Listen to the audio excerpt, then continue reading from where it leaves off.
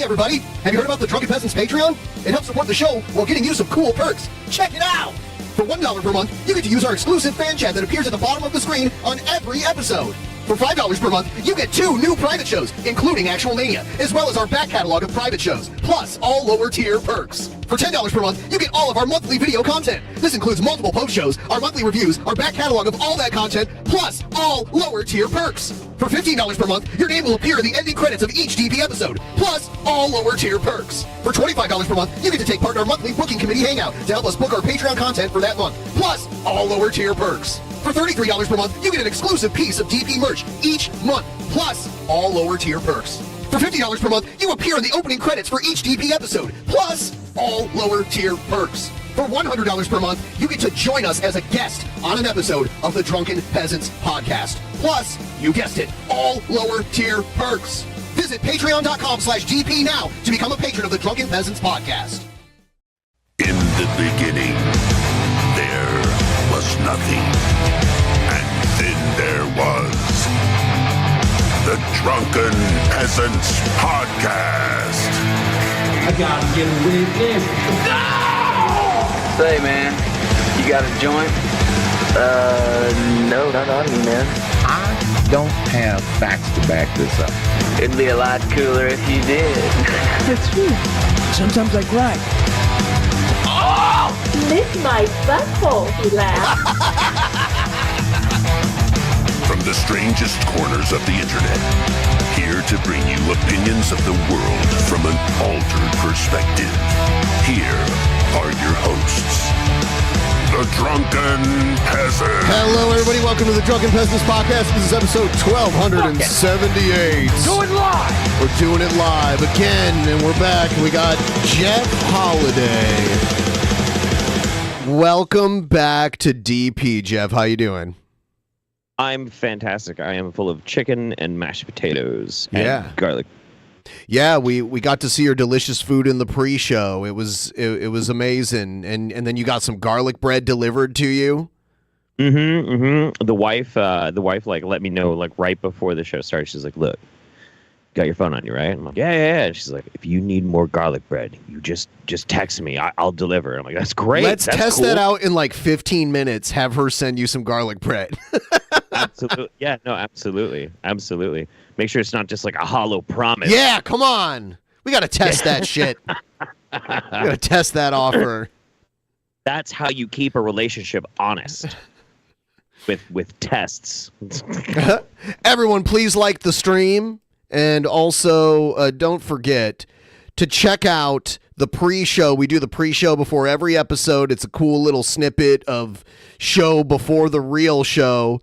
And you can get it for free. You just have to check us out on any of your favorite audio podcast platforms: Spotify, Apple Podcasts, Podcast Addict. There's a whole bunch of them.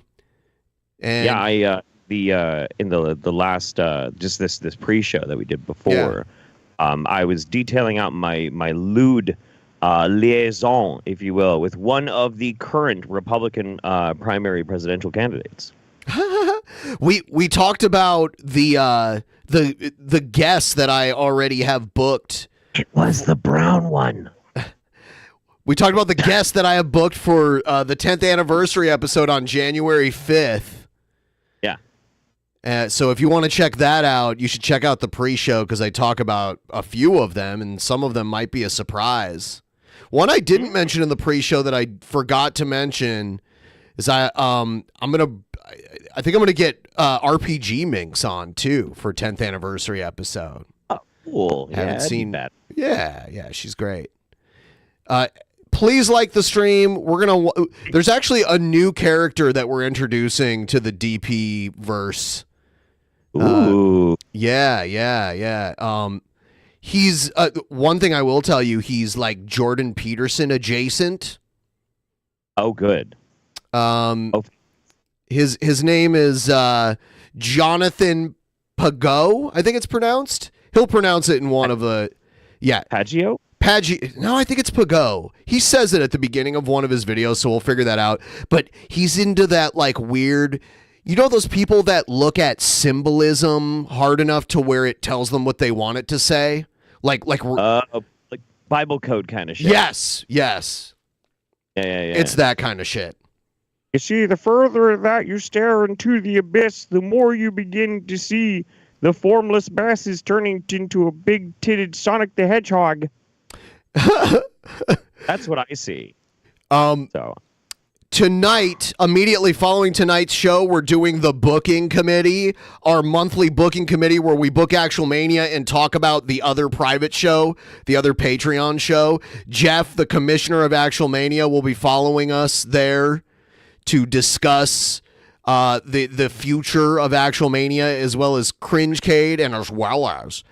And so you don't want to miss that. All the $10 plus patrons will get to catch that. And then one last thing. This is the new. This is the sticker for all the $33.33 patrons out there. It's a parody of the old school NES black box cartridge. And they used to all look like this in a black box in this exact font and everything. But this is the podcast series instead of the sports or adventure series. Oh. So, sick, dude, that is a really cool sticker. So if you want this as a sticker, you sign up at the $33.33 level at any point between now and the end of the month, and I will send it to you. I'll take care of the shipping and everything, and you'll get all lower tier perks. And if you're a $50 patron, you get this cool shirt in addition to the sticker, and I will let you pick the color. I have a lot of different colors here available for you to choose. Literally, you can just, I'll be in contact with you next month if you do become a patron at the $33 or $50 level rather. And I'll be like, what size shirt and what color shirt do you want? Hell and yeah. And this is what I will send to you. Hell yeah, dude. That's fuck. Yes. Damn it. I want one of those fucking shirts. Yeah.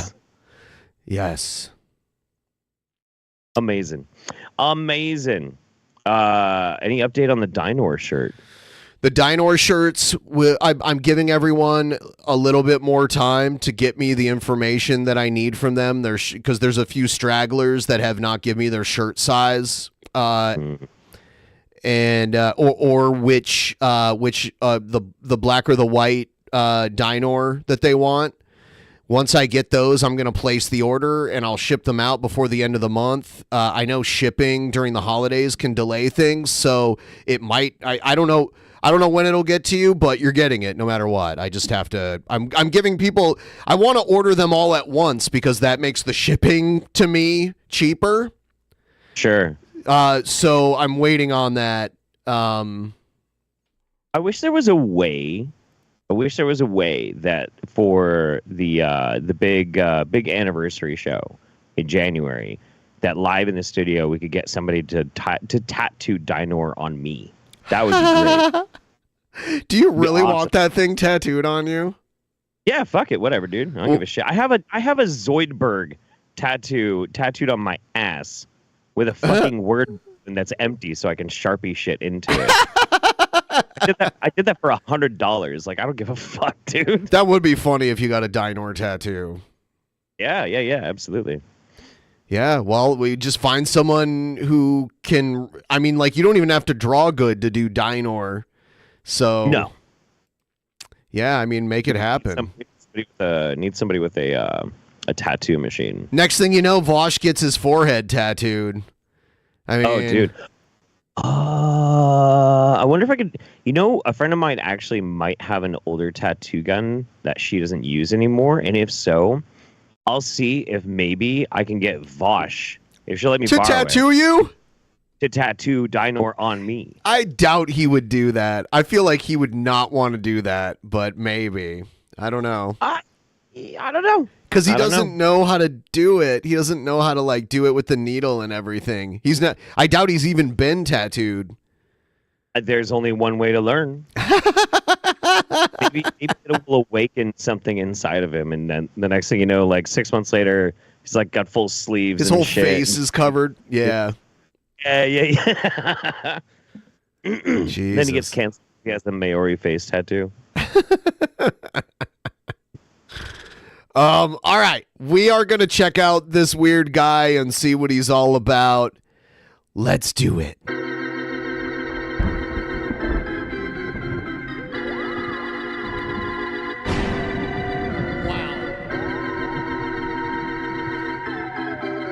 I should turn off the goddamn internet.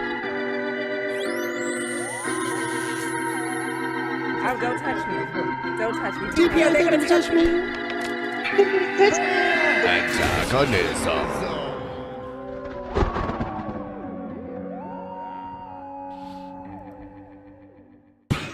All right. Here he is. Where is it? I need to get his actual. What I did was I got the. You know how like there's the intro video people can put on their channel. Yeah. That I think is the one we need to watch first. So we know what his name is. Yeah, because he says it in it. And I thought I had just a moment here. I'm getting it really quick here. I thought I already had it in the playlist, but apparently I'll just talk about how shaggy I'm getting. I just decided to grow out my Hitler Youth haircut, and now I'm like just here it is. Shit. Your Hitler Youth haircut. All right. Here he is, and we'll listen to his name so we can figure out what the fuck it is. Here it is. My name is Jonathan Pageau, and I'd like to Jonathan Pageau. Pageau. Okay. welcome Yeah, that's about right. When I hear it, I think of Peugeot, which is a bike or a car company, a French car company. Peugeot. Pugeot. Peugeot. I feel like I know of or have seen like an actor that was like that had the last name Pageau. You know, so like that's why I thought it was Pugeot. Peugeot. If you go to Europe, Peugeot cars are everywhere. We just don't have them in the U.S. for some reason. Have him say it again. Okay. My name is Jonathan Pageau, and I'd like to welcome Pageau. Pageau. Yeah. Welcome you to my channel. What are you going to see on this channel? Well, I am an artist. I'm a writer. I'm also a public speaker. But most of all, I'm someone who sees patterns and sees pattern. Now, the human brain has evolved to see patterns. It was one of our survival mechanisms during primitive human existence.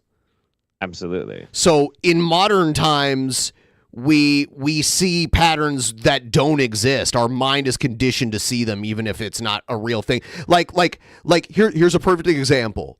You go to the casino and you look at that sign that tells you where the roulette wheel has been, like the last 20 spins on roulette, and you think you can look at it and that you're seeing a pattern, but the truth is it's just as random the first time it was spun as the 20th time. There's no pattern. There's no number that's due to come up. They're all equally as likely. Well, right. And it's like, it's more, it's not even just like higher brain function that we do pattern recognition. I mean, like evolved from a very, very basic, I have a degree in biology. It's evolved from a very, very specific instinctive trigger mechanism inside of a lot of animal brains, which is our visual cortex, like our eyes, senses, have two pathways to being processed, what we see. One goes to our higher brain functions where we can conceptualize this happening, but the other one goes straight to our amygdala. So if you see like a wiggly stick, you can actually see and have a fear response that it's a snake before your higher functions are like, no, that's a stick. So you're like, that's that jerking like, sort of thing. Yeah. And that's pattern recognition. And that also is interesting because the amygdala provokes fear and flight, and like panic and paranoia, expressions. So it's kind of like a weird biological function in theory that why some people who see a lot of patterns are paranoid. Yeah. It's like, I don't know if you've noticed that, but I've noticed they're that. targeted individuals. Right. Absolutely. Gang stalkers talk about patterns all the fucking time. Beauty in the world. And I see these patterns as the way our consciousness engages with the world around us, makes sense of it, engages with it. But also, this beauty and this pattern seems to me to be a glimpse of something more. And so as an artist, you'll see me exploring these patterns through carving. I'm a professional icon carver. icon carver. I'm not That's cool. familiar. I'm not familiar with the trade, but As a writer and a speaker, well, on this chain, I'll be putting up all the content. look who's there in the lower right-hand corner right there. Oh, he also looks like a very slender Matt Berry in this one, which is fucking fantastic, you know? Yeah. Conferences that I give, all the talks I'm invited to give in North America. And then I'm also producing videos for this channel specifically, and these will explore patterns and symbolism in the Bible, in art, but also in popular culture. I'm also going to be having some interesting discussions with people, interviews, so hopefully I'll find you in the comment section. Feel free to comment. I read all the comments. I'm not able to answer everything, but I try to engage with people as much as possible. And so I'm starting on this adventure, and I hope people will be excited to join me and to discover how beautiful the world can be. All right, so there's his channel intro. Let's check out Pageau. Yeah, Jonathan Pageau. Yeah. Let's see. Oh, Michael here's a video. Shermer. What was that? That's cool. Somebody said that Michael Shermer was really into pattern recognition and shit like that. And the Lord said, "Thou canst not see my face, for there shall no man see me and live." And the Lord said, "Behold, there's a place by me." Pageau's in this with Jordan Peterson. And thou shalt stand. Was Peterson religious back like 7 years ago before he got kind of famous? No, in fact, like it really was only after he went into a chemically induced coma. Okay, because he couldn't handle dealing with the repercussions of his own addiction, and it probably cooked his fucking brain, or it might have been the apple cider vinegar that like sent him into the apple cider vinegar. Yeah, I mean, fuck, dude. Who knows? Like, everything about this dude is a walking shit show. So it could have been anything. But no, when he was just like a jackass at a college, I mean, he was not religious. No. Upon a rock, and it shall come to pass that while my glory passeth by, that I will put thee in a cleft of the rock, and cover thee with my hand while I pass by, and I will take away my hand, and thou shalt see my back parts, but my face shall not be seen. Wow. And that ends Exodus. I think that's the biblical way of saying face down, ass up. I guess somebody's saying in his 12 Simple Rules book, he goes into God stuff. Maybe I'm wrong. Yeah, maybe he was into it. But he wasn't like this. This is just fucking bananas. Yeah, this is like a Bible study that he's doing here. I see Prager over on the far left. Is that Shapiro on the far right? Probably. Oh, yeah. I guess that explains why they're reading from Old Testament. Like 33. We have to be inclusive. This mysterious end where God decides miraculously enough to reveal himself to Moses, but only veiled and partial in some sense. Yeah. So I think. All right. So here's Pageau. Pageau. I think that understanding why God shows himself this way is understanding the whole book is all about that. We've been talking about this since the beginning, is that in order for God to manifest himself in the world, it has to be mediated. And so these mediations appear in all kinds of forms. The law is a veil. The tabernacle is veils. And then when Moses comes back down, he will even himself. I like how Peterson's taking notes. Yeah, this is fascinating. I got a veil. Maybe I should get my tailor to make me a Joker-themed veil. Maybe, I mean, like, why take notes when it's literally being recorded? You can go back and watch it again if you want. Why is he taking notes? Maybe he's writing down something that he wants to, like, address later or something. That's a strong man argument for it, so I don't know. Will have his face veiled. And people sometimes try to see it a little too simply, where they wonder, well, okay, so why is God bad? Like, why doesn't God want to show his face? Like, why, what's going on with God? But we have to understand it as really the way in which reality unfolds. And sometimes you can understand it if you apply it to a lower form of reality, you can kind of understand it. You can use any purpose of something, and I always use sports because it's easy to understand. So you can understand, let's say, a basketball team or play. So he's trying to justify why doesn't God just like appear and be like, I'm real, worship me, or you'll go to hell. Right, sure, okay. What is this? Yeah, let's hear it.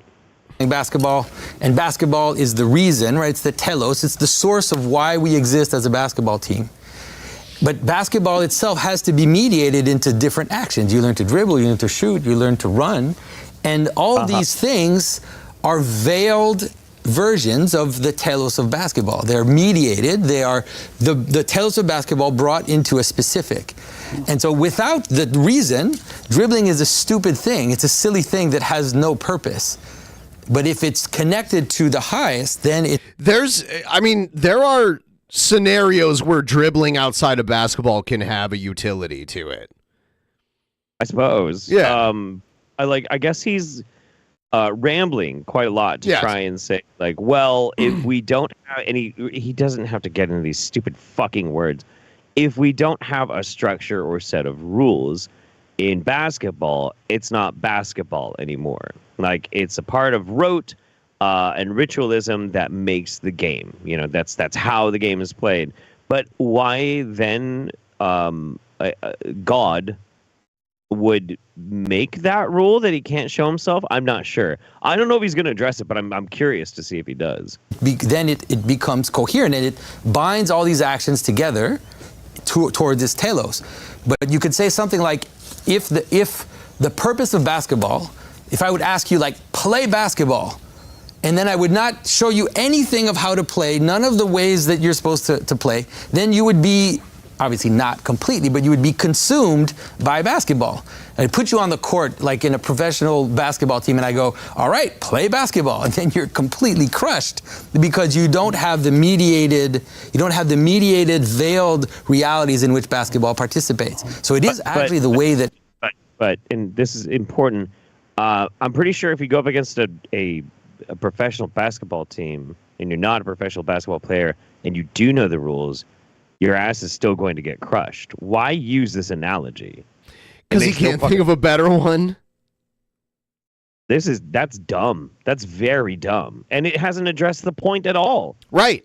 Why like, if it's detrimental to our existence for eternity that we believe in God and Jesus and all that shit, then why does God hide? Why is it like, why does it have to be based on faith? Right. It's so fucking weird. It's what's weird about it too is that like, biblically speaking, they mention this one, but like, God does reveal himself, like, in the Old Testament. He absolutely does. Yes. Yeah. And like, depending on how far back you're looking into the teaching of the Old Testament, far before Christianity and whatnot, like, God also wasn't all-knowing, and he also wasn't all-powerful either. Like, all of these are creations thrust upon... You know what it was? What's so weird about, like, I've been doing a lot of watching Dan McClellan TikToks, and the dude's fucking awesome. He's a Bible scholar. Yeah. It's amazing to find out that about 95% of what Christians believe, and I have to say it like that because Billy's not here, is actually... like, Tumblr fan fiction shit that was written decades, if not centuries, after the Bible itself was even written. And even the Bible itself, most of it was, like, the New Testament was written well after Jesus was long fucking dead. They're just like, oh, yeah, this guy told me the story that he heard from his cousin about the shit that happened. They're like, it's going in. It was the Council of Nicaea that really decided who they thought Jesus was and, like, what they... Like, all of it, they really kind of finalized, like, as a unified church, what they believed in and who they thought Jesus was, what it meant to be a Christian, and that was in 325. So over 325 years after the supposed death of Jesus, and they weren't keeping very good records back then. You know? Yeah, it's absolutely fucking bananas. Yeah. Reality functions. I like the game metaphor too, because oddly enough, I like the metaphor that you use that didn't make sense, oddly enough. Because it was easy for me to understand the words. You might say, well, why would something complete only reveal itself partially? And the answer is, I think, to facilitate certain operations that can only be undertaken in partiality. And so I do believe that it's the case that we do the same thing whenever we play a game. And when we play a game, this is particularly true of online games, it's quite obvious, we make a micro-universe. Does he play Minecraft? I hope so. You know what? I hear Peterson's build skills in Fortnite are legendary. He does this fucking thing all the time. He's like, it feels like it facilitates for this blah blah, and like, give me an example. You can't just be like, I feel like it does this thing. How? How? Tell me. I want to know. Universe. The game is a micro-universe. It's set up according to certain principles, and you veil yourself to play it. You limit yourself while you're playing the game to the scope of the game. And so you parcel off a part of yourself that's simpler than you are, because when you're playing chess, it doesn't encapsulate every bit of what you could conceivably do. Don't talk about your date tonight. No, you don't. And you don't chess. flip the chessboard over either, because you could bring an atomic weapon to the chess game, and you don't, right? And so in order to engage in the game, you parcel off part of yourself, and weirdly enough, this is the thing that's so strange, is by imposing that set of limits on yourself, you now open up a whole world of possibility that you wouldn't have if you didn't accept the limits. And I also think... I swear to God, I can picture perfectly in my mind Jordan Peterson having just a filthy bitch boy fucking cry fest while holding like a rook and being like, you don't understand. It's like men. You see, you can only go forward, backward, or side to side, but society, it keeps you from being able to go and step outside the boundaries of this bilateral thinking. And I think of the men, like, yeah. Dude, what part of yourself are you giving a chess game? Like, how? This is nerd shit. The idea that God can only show himself partially is also a necessary consequence of the inevitable complexity of the relationship between the infinite and the finite. It's like human beings are clearly finite. You don't have to be a religious thinker to note that. And there is something that's infinite, whatever that is, and they're not the same thing, the infinite and the finite, and it isn't obvious that they can coexist, because the infinite would destroy the finite, obviously. But it's also not... The infinite would destroy the finite. Why? But why? Why would it? It just wants to. That's what makes them infinite and the others finite. Well, it sounds like Infinite are a bunch of fucking dickheads. Yeah, I can't stand them Infinites. Yeah, dude, down with Infinite. We're up with our finite crew, finite for life, which that's look at him like he's like he feels what he says. His eyes are closed, and he's like, ugh, like his fingers are all curled into each other. When I'm really trying hard not to shit because I can't quite make it to a bathroom, that's exactly what I do. I'm passionate about God.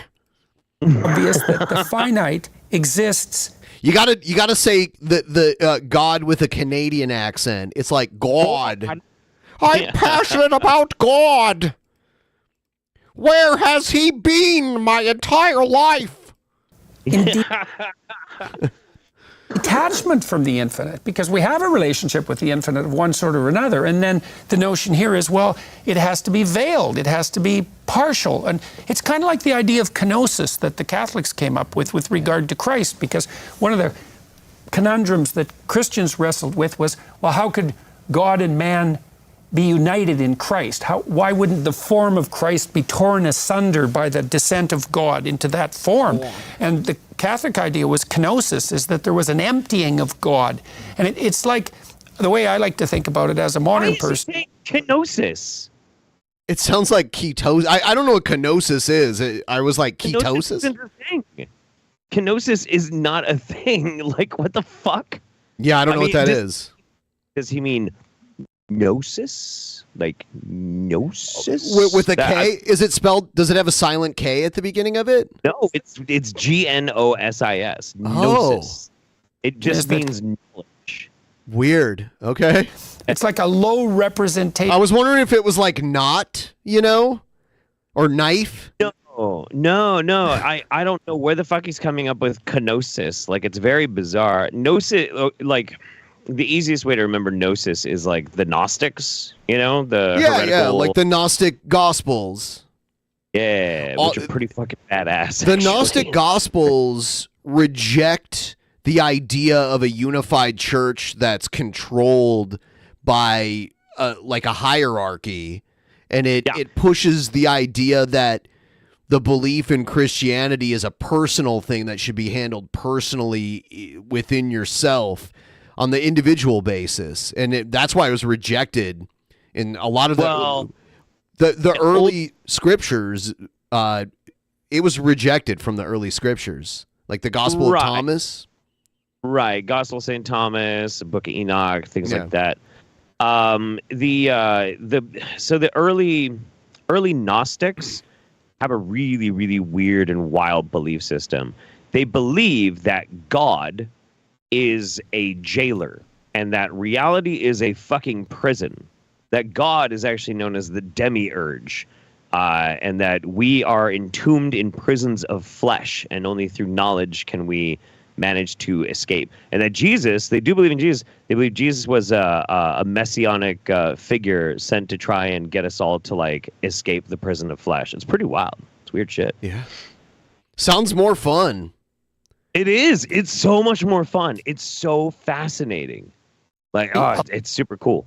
A low resolution representation of God. It's a fractal representation, and the entirety isn't there, but the pattern is there. It becomes more mysterious when you understand that veils are a form of death, and that's tough for people to understand. But it's there in the story of Genesis, where the first covering that God gives Adam and Eve is a covering of dead skins, dead animal skins, and so there's a form of dying that happens at every level between the infinite and its manifestation. And that's why ultimately the mystery, I guess, for Christians of the crucifixion is that ultimate mystery where God manifests itself all the way to the edge, like fills the whole world. And what that looks like is the crucifixion. That's what it looks like.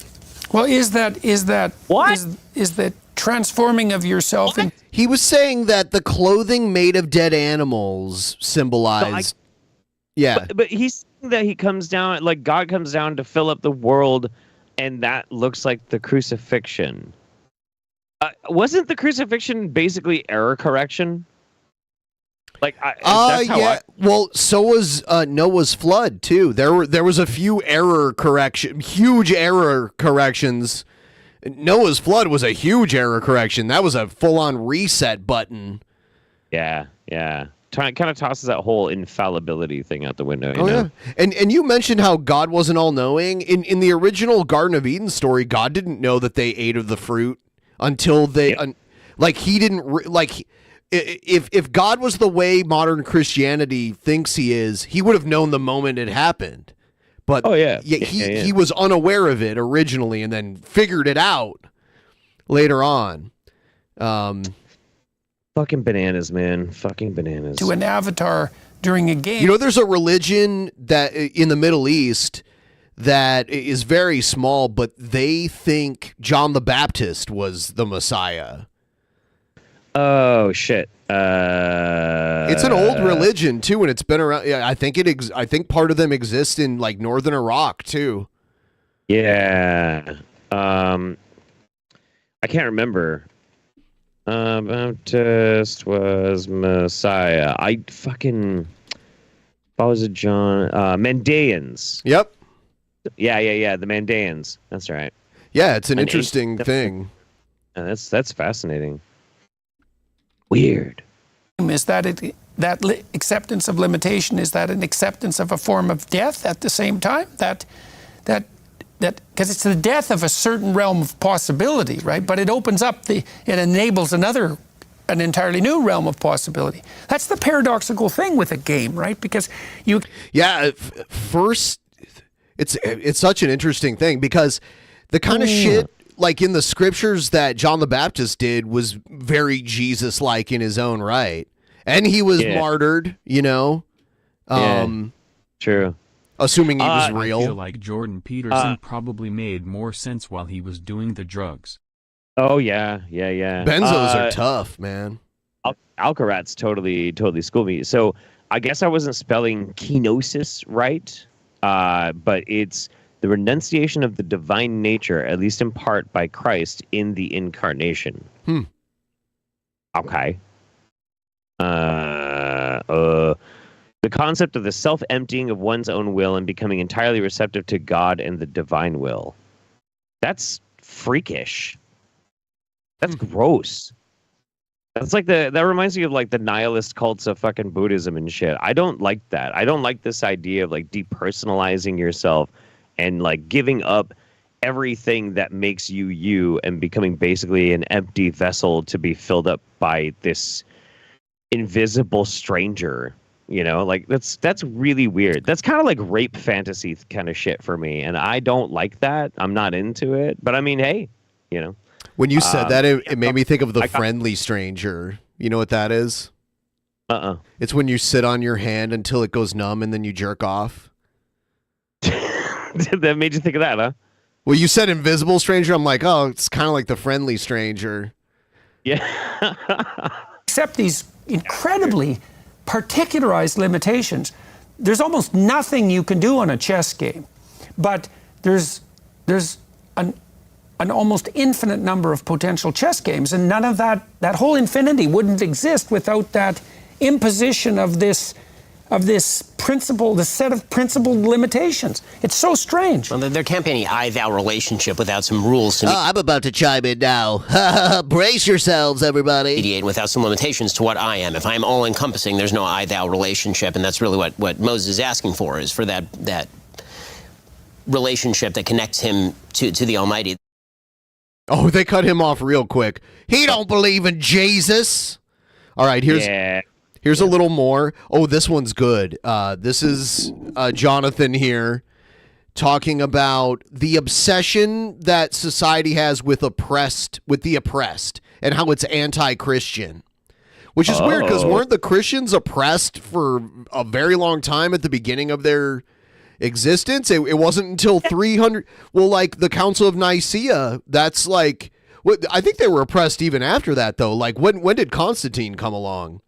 Because I mean, really, Christians are the most oppressed group right now. Not now, but they were at one time. Right now, have you seen what they're trying to do in schools? Removing prayer that has not been in schools, but they won't even let us put prayer in schools. Truly, Christians are the most oppressed right now. Like the early to mid 300s was when Christianity. That's when they had Council of Nicaea because it started becoming the establishment religion of Rome after being illegal for so long. Now it became like the establishment religion. So so like hundreds of years back then, without accurate record keeping and everything, things like ideas and things died. Like time passed way more slowly. You know what I mean? I liked Christianity before it became mainstream. You're a hipster. No, I'm just original. Listen, I found out about Christianity when it was like at its first impulse, its first album. Now this new shit comes around. Everybody knows about it, and it's boring. You know what, though? It was like a trendy, like hipster kind of religion. It really was at the time. It really was. True. Although at the time of the Roman Empire, the empire at that point, I can't remember. There were lots of messiahs. It was the Roman. Yeah, it was. It was like so. Like Constantine's wife was dabbling in. She was dabbling in Christianity, almost like people would dabble in like Kabbalah now or something. And the story goes like they painted crosses on their shields at war and kept winning. So then they were like, oh, maybe we shouldn't kill Christians anymore or whatever. That's the story I always learned in like religion class, and because I went to Catholic schools and shit. That's what we had always heard. So I always find it really interesting though, like one of the reasons why it took hold so much and why there were so many like little tiny cults that were just like Christianity all throughout the region, like during the time of Jesus. When you point that out to some people, they're like, well, I don't understand why that would happen. Because life sucked. Like back then, life was shit. And you got like some messiah coming around being like, hey, yeah, life sucks right now, but hey, if you like do these couple of things, you get to live forever in the afterlife after you die, at 35. So, All right, so Drew McMahon asks, hi, Jonathan, can you comment on our current obsession with the oppressed? Why is our culture so obsessed with it? Every conversation, especially as it relates to politics, has to do with the oppressed and gets used as a point of leverage. What's going on? Is there any relationship to this verse in the Gospel of Matthew? But when you get to the needy, do not let your left hand know what your right hand is doing. I mean, maybe, for sure, the obsession with the oppressed, the way that it's happening now, is something like an anti-Christian trope. Which it sounds weird because anti-Christian in the strict sense, in the sense that it is something which comes from Christianity, but then opposes Christianity. That is, it's a kind of parasite of Christianity, something which looks at the outset like Christianity, but then turns against, becomes upside down. So René Girard noticed this himself, even when he started writing his books. I do have to point out though, like right at the beginning when he first starts talking about it, he's like, yeah, it really is. It's just an affront to Christianity, and he's talking about something that like is very, very widely common in today's society. So he kind of did just do, well, Christians actually are persecuted kind of thing, or close enough. I'm going to take the win on that one. So the way he praised it was that once the scapegoat mechanism is exposed in the story of Jesus, that then you can't ignore it. It's like once you see it, you can't pretend like it's not there. And that the idea of the person that becomes a victim in order to justify our unity, and the outsider that is persecuted in order to justify our unity as a group, you just can't ignore it. But what happens in the weird obsession with the victims now is that it's framed in a revolutionary way, which is that being a victim becomes a form of moral justification in itself, and becomes a justification to reproduce the type of behavior that the scapegoat mechanism itself brings about. So it's a very dark thing where... Okay, have you been able to follow this? No. Yeah, I'm having trouble with this quite a lot. He's dancing around something. Yeah, he's dancing around something. I don't think he's quite getting to the point. It is weird though that he's bringing up like the scapegoat, because like the scapegoat was part of an arcane Jewish ritual where you made animal sacrifices, and the scapegoat was quite literally the goat that you just shoot into the forest so it could get consumed by... It's either a demon or an angel. It's not really very clear. If you can portray yourself as a victim, then you are the morally... If you think about it, like it's just like Black Lives Matter is the goat that we feed to a demon. See, if you think about it, you got to see the patterns, man. He justified one, and it justifies your moral actions if you are able to portray yourself as a victim and then portray others as oppressors. So it's very different from what Christ happened to Christ. I mean, Christ on the cross said, forgive them for they know not what they do. The Christian martyrs are known for loving the ones that murdered them, and that ultimately that's the final solution to the the what now? Whoa, hang on. You just talked about Jesus talking about who killed him, and now you're talking about the final solution? Yep. Weren't you just recently on a show with Ben Shapiro? I feel like this is going a dark place, man. Scapegoat problem is not... God fucking damn it. This is so fucking stupid. Right. I mean, look. Yeah, sure. Jesus said, "Forgive them, Father, for they know not what they do." He also whipped bankers. Like, not to reverse it, to make it upside down, and to now create a kind of upside down scapegoating where the oppressed and the persecuted can band together in order to now oppress their persecutors or to get rid of them. That just leads to the same kind of madness, a kind of upside down version of scapegoating. Oh, the solution is.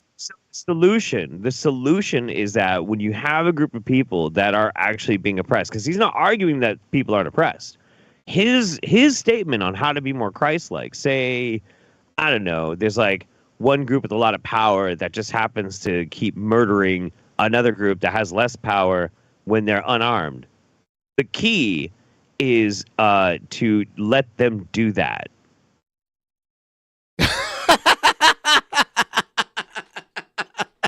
Let them do it. Do what you will. Do as thy please. Do as I please to me, good officer. You know? You're not going to torture me, are you? You're not going to chain me to this wall, are you? Yeah. Yeah. Oh God. Oh please. And look, you know, I hear actually that 40% of all cops actually identify as an alternative religion. If that sounds interesting to you, you should probably Google 40% police officers. To see yourself as the persecutor, and then to forgive those that persecute you. That's the solution. If everyone did that, then we would have healed the problem of identity. What if we did? Wait, no. Okay, hang on. I need that back. Can I give a theory of this? Yeah. Please. This man here, Jonathan Pageau, is the result of the first ever human being conceived from two biological males, and those two males are Judd Apatow and Ben Affleck, and they reproduced. Okay. And created this man. Who carried him? They had a pouch that they carried him. He's part They needed marsupial DNA to make it work, so they used a Tasmanian devil DNA. Did they both get a pouch and share the load? I'm sure they shared lots of loads. Yes, but okay. And they just go pouch to pouch and just kind of like schlorp Mr. Pageau back and forth. Yes. You know? Yep. Yeah. Okay. And then to forgive those that persecute you. That's the solution. If everyone did that, then we would have healed the problem. What it was. That's what. Right. So when like an oppression is being done to you, you should just forgive them, and that will make everything better. That is the most conservative thing I've heard this man say. That's incredible. All right, so I have a little more from him. Let's see. All them back and forth. This is about Black Friday. What he thinks about the symbolism of Black Friday. Oh. So Elijah Stonebreaker in the questions asked, what is the symbolism of Black Friday? All right, not even trying at this point, right? You're throwing on a hoodie. You're not even fixing your hair. You've given up, Jonathan. I'm vibing with this. This is just full blown like wake up. I wake up, I grift. I fucking eat, I grift. I take a nap, I grift. I go to bed, I start it all over again. That's some Sigma grind set right there. Fuck it, dude. Whatever. Basically, Black Friday is symbolism happens. It's revealing what the God is. And it's happening without anybody planning it, without it being on purpose. It's like it's emergent liturgy in the sense that what it's doing is that he says a lot of nonsense from the jump, and then it slowly comes together into something. But everything Listen, it's 40% off all tablets at Best Buy, and that reveals the Godhead. Exactly. Of us in the West worship money, worship success, worship comfort. These are the things that we worship. And so we can have a celebration like Christmas and Thanksgiving. But what happens is those celebrations get transformed by the real God that's ruling over us. And Black Friday is really let's say the God appearing. It's saying there's going to be a holiday that is absolutely coherent in all its symbolism that nobody planned for, that nobody decided. And if you ask, why is it called Black Friday? Why is that? But it was literally fucking created. People made it. People made Black Friday. What do you fucking? It started because of after Thanksgiving Day sales. That's it. That's the only fucking reason. It was actually crafted by a marketing department. Oh fuck me. Oh my god. Oh my god. Oh my god. I feel high right now with how fucking dumb you can get high off of this guy. Yeah. Yeah. Everyone watching right now, please like the stream and help us get a little closer to that goal. We're almost I'm guessing we should be at least 50% before the end of this show. If you guys want to help out, please use the link at the top of the chat to send us a couple dollars and your messages, and we'll read them live on the air. Thank you so much. In terms of mechanical causes, it has nothing to do with anything ominous. It just means that's the Friday when companies used to be in the black because they would finance their operations until around this moment where Christmas sales would put them out of the red, and then from then on, everything they would make from that day forward would just be profit. And so the idea is, let's maximize, the sales, get rid of all our inventory, get ready for the next year, and whatever money we make, even if we sell something 50% off, it's all 100% profit anyway. So it's just basically amassing profit and trying to sell as much as possible on the inventory that you would plan for that year. So there's that's the mechanical cause of Black Friday, but it's still Black Friday. And the people fighting in the US, especially in Canada, we don't have it so bad. But watching those videos of people, not so much anymore. I feel like COVID kind of killed Black Friday as we knew it before. It did. And now everyone, out of necessity, people who were averse to online shopping got into it, and people have just found it's way easier to just buy it online instead of standing in line in the cold and then fighting other people to grab boxes and run to your car with them.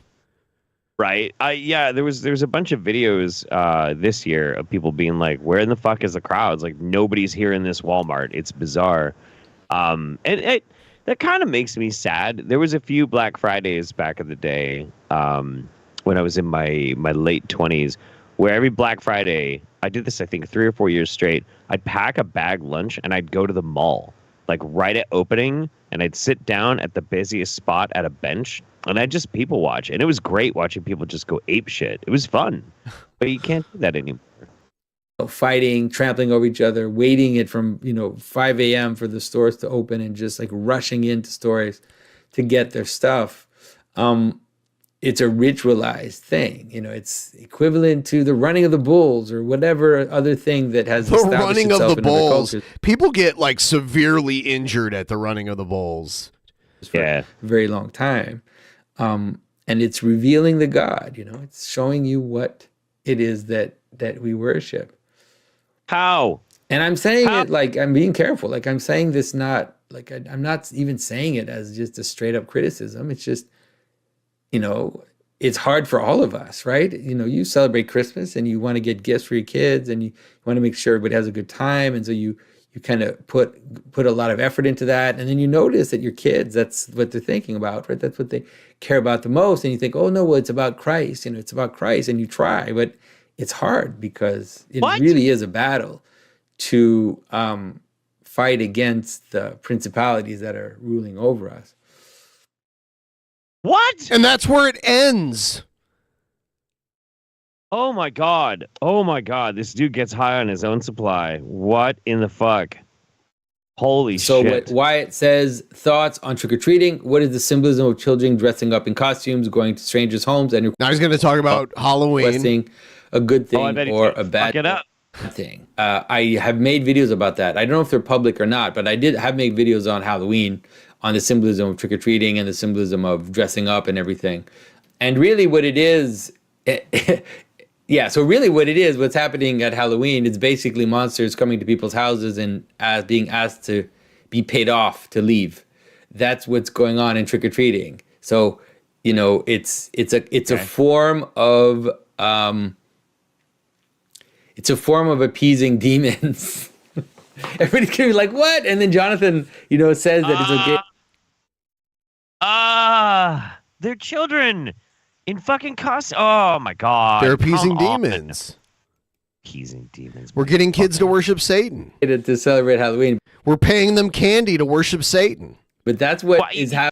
You could make so much more fun out of that. Like, we're teaching children bribery or extortion or some way to go about in some stupid horseshit ethical manner. But no, and it's all about paying off demons because it sounds good.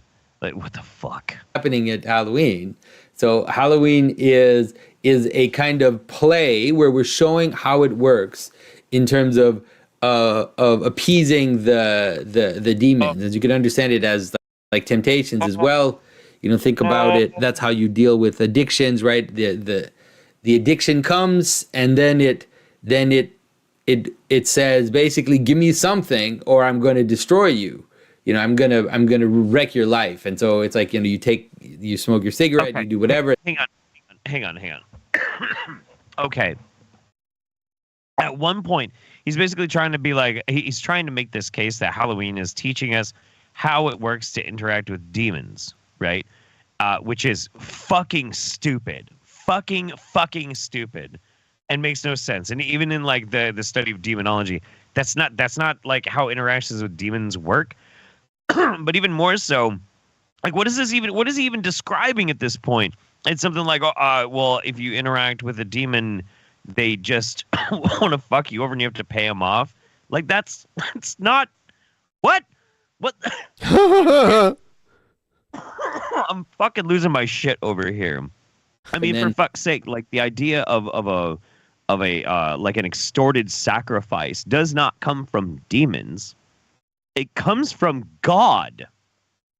Like that's demons in old school traditional like Old Testament and Christian mythology and that sort of shit. Demons are not the ones that demanded sacrifice. That was God. It's true. What the fuck? Like literally, they demanded a sacrifice of themselves in human flesh to be able to forgive the sins of humanity. Right.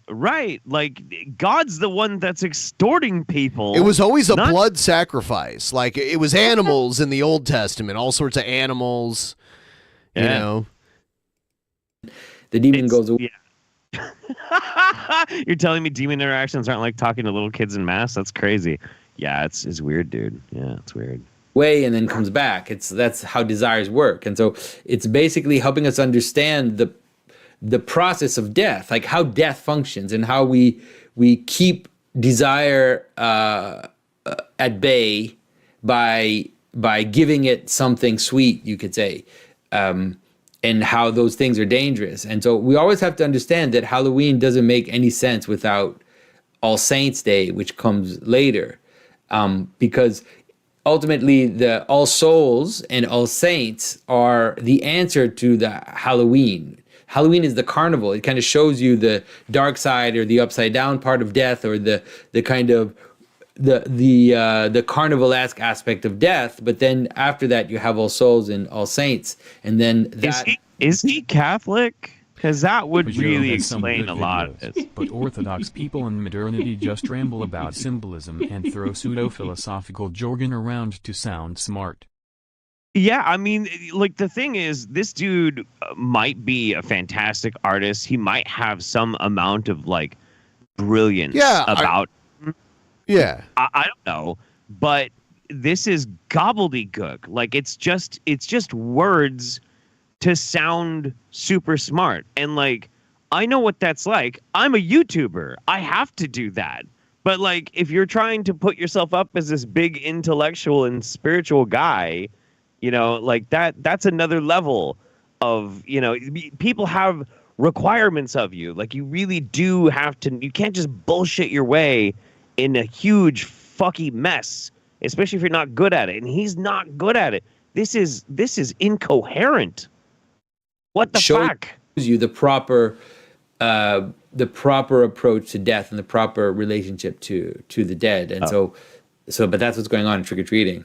You know, by the way, you know, I know that sounds weird for people when I say it's appeasing demons, but the problem is that although we're not meant to do that, we do it all the time, right? Everybody appeases demons constantly. That's guys like this are addicted to having their minds blown, and regular reality doesn't do it for them anymore, so they have to imagine crazy stuff. Yeah, that's true. Yes.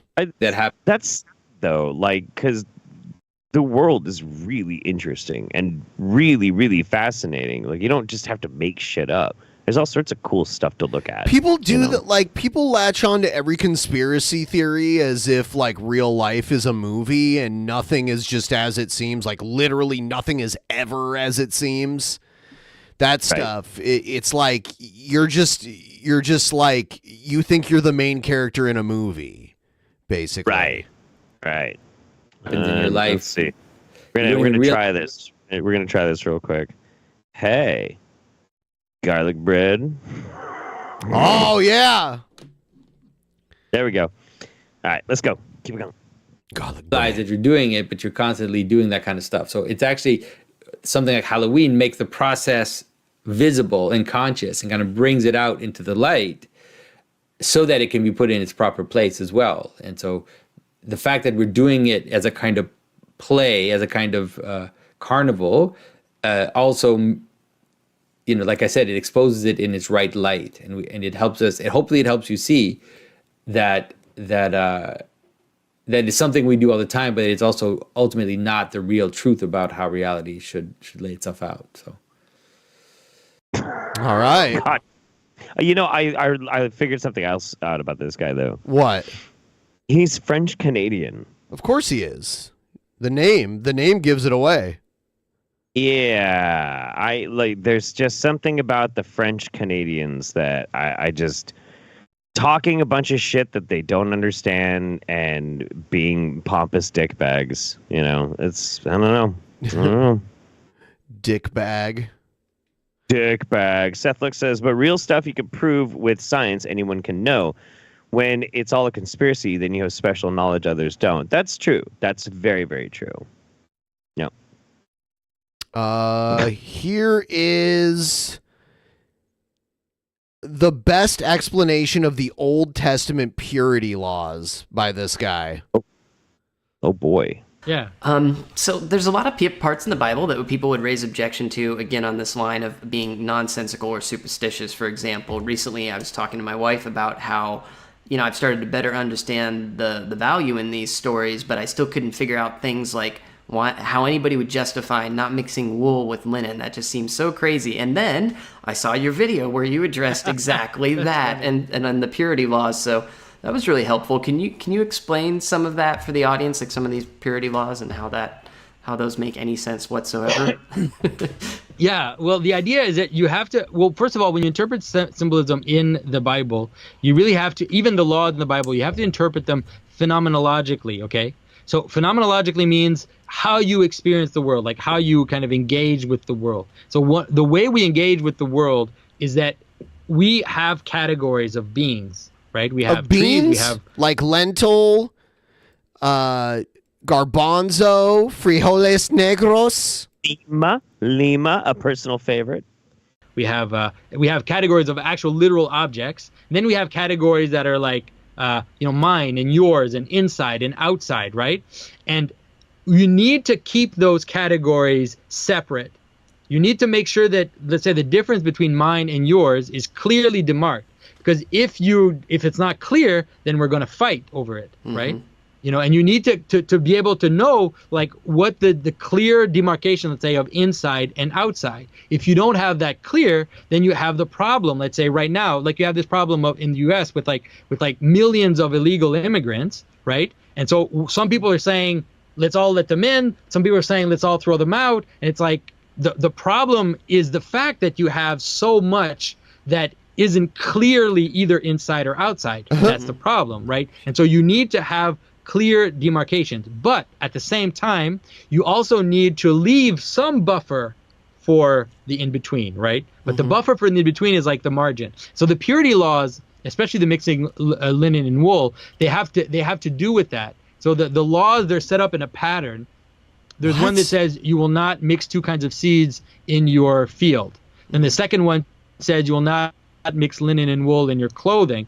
I forgot one in the middle. Sorry. Oxen. You won't. Yeah. Then it said you won't yoke an ox and an ass together to plow your field. That's and then hot. the last law talks about keeping a fringe on your vestment that is intertwined cords. So you think like that doesn't make any sense at all. Like it's just absolute absurd, just like arbitrary things. Okay.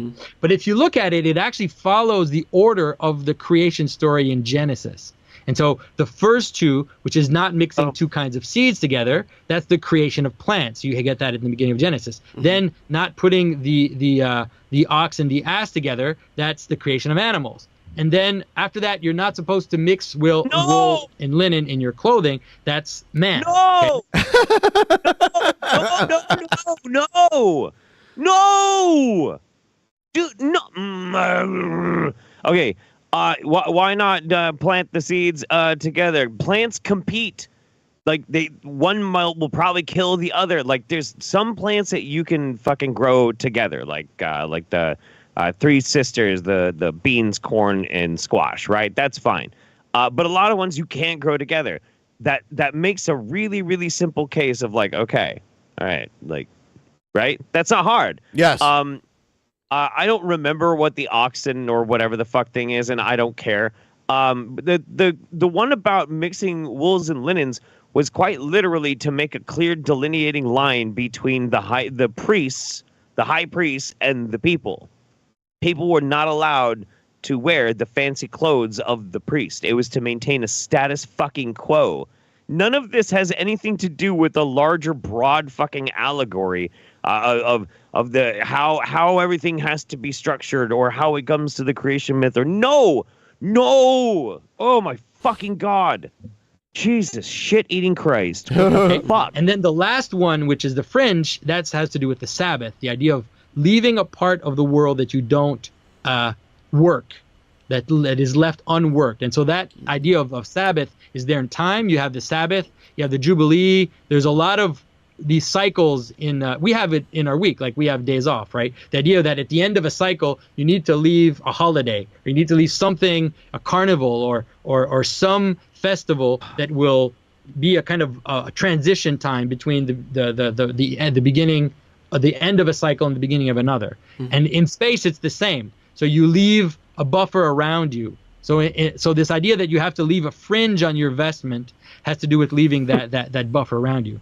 So the basic idea is that it's not just a bunch of stuff you're supposed to do. It's like it's a kind of like telling your kid to make their bed or to wash their hands. It's like you're giving people a way of being that will then have repercussions in. Yeah, he's saying that it's all cleanliness laws. It's all about cleanliness. I get the same argument from Muslims about a lot of their rules, like their like dietary, like, halal food and that kind of shit. So right. I mean, like fucking whatever. It's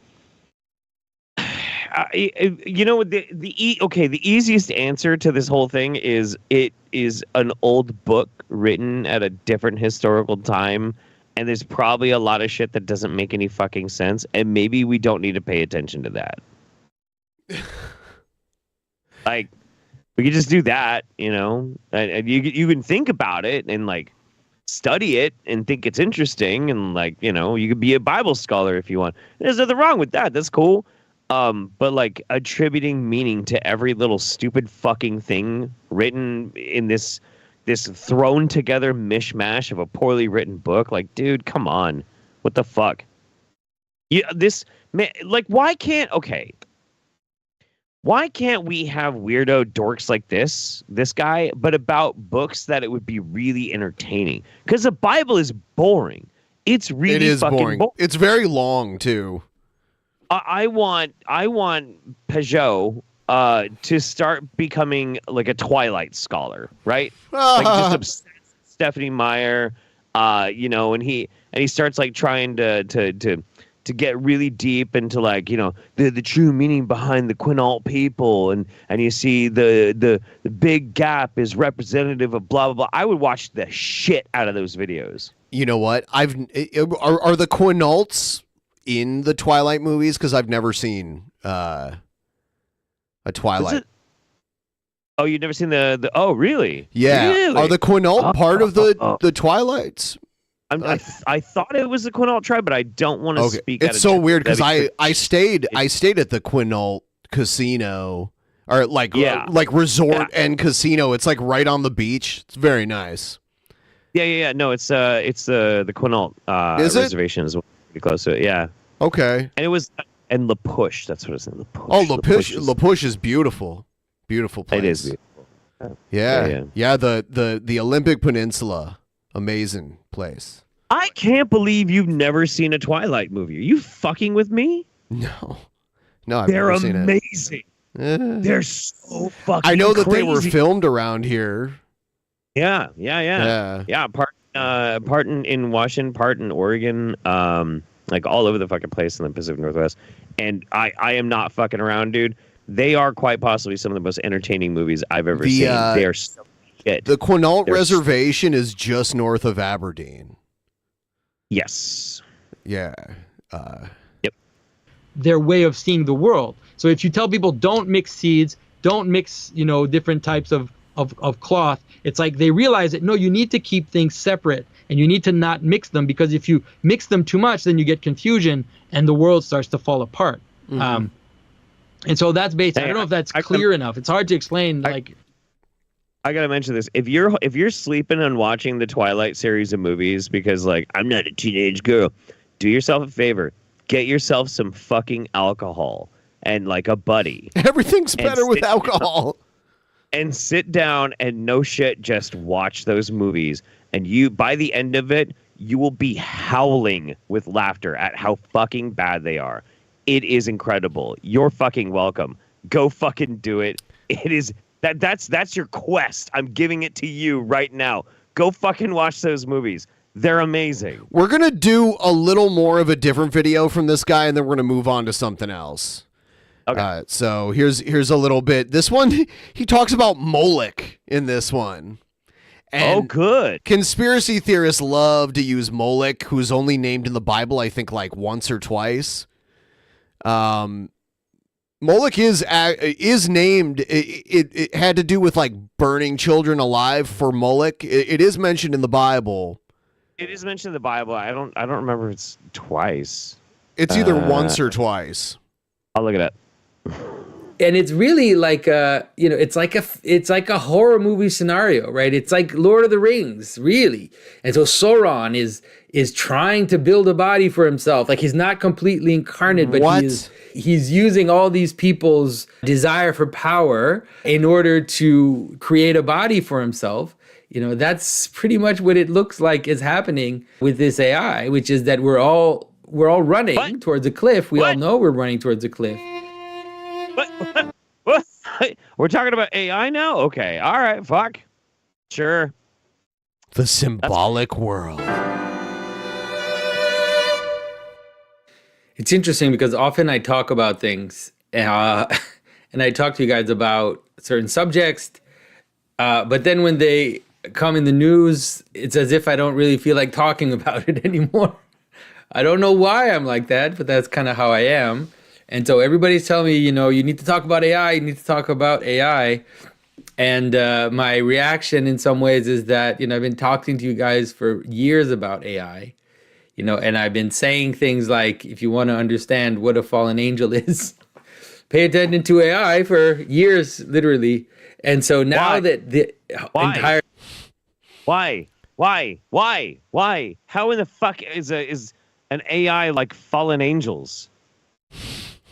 Everything is exploding.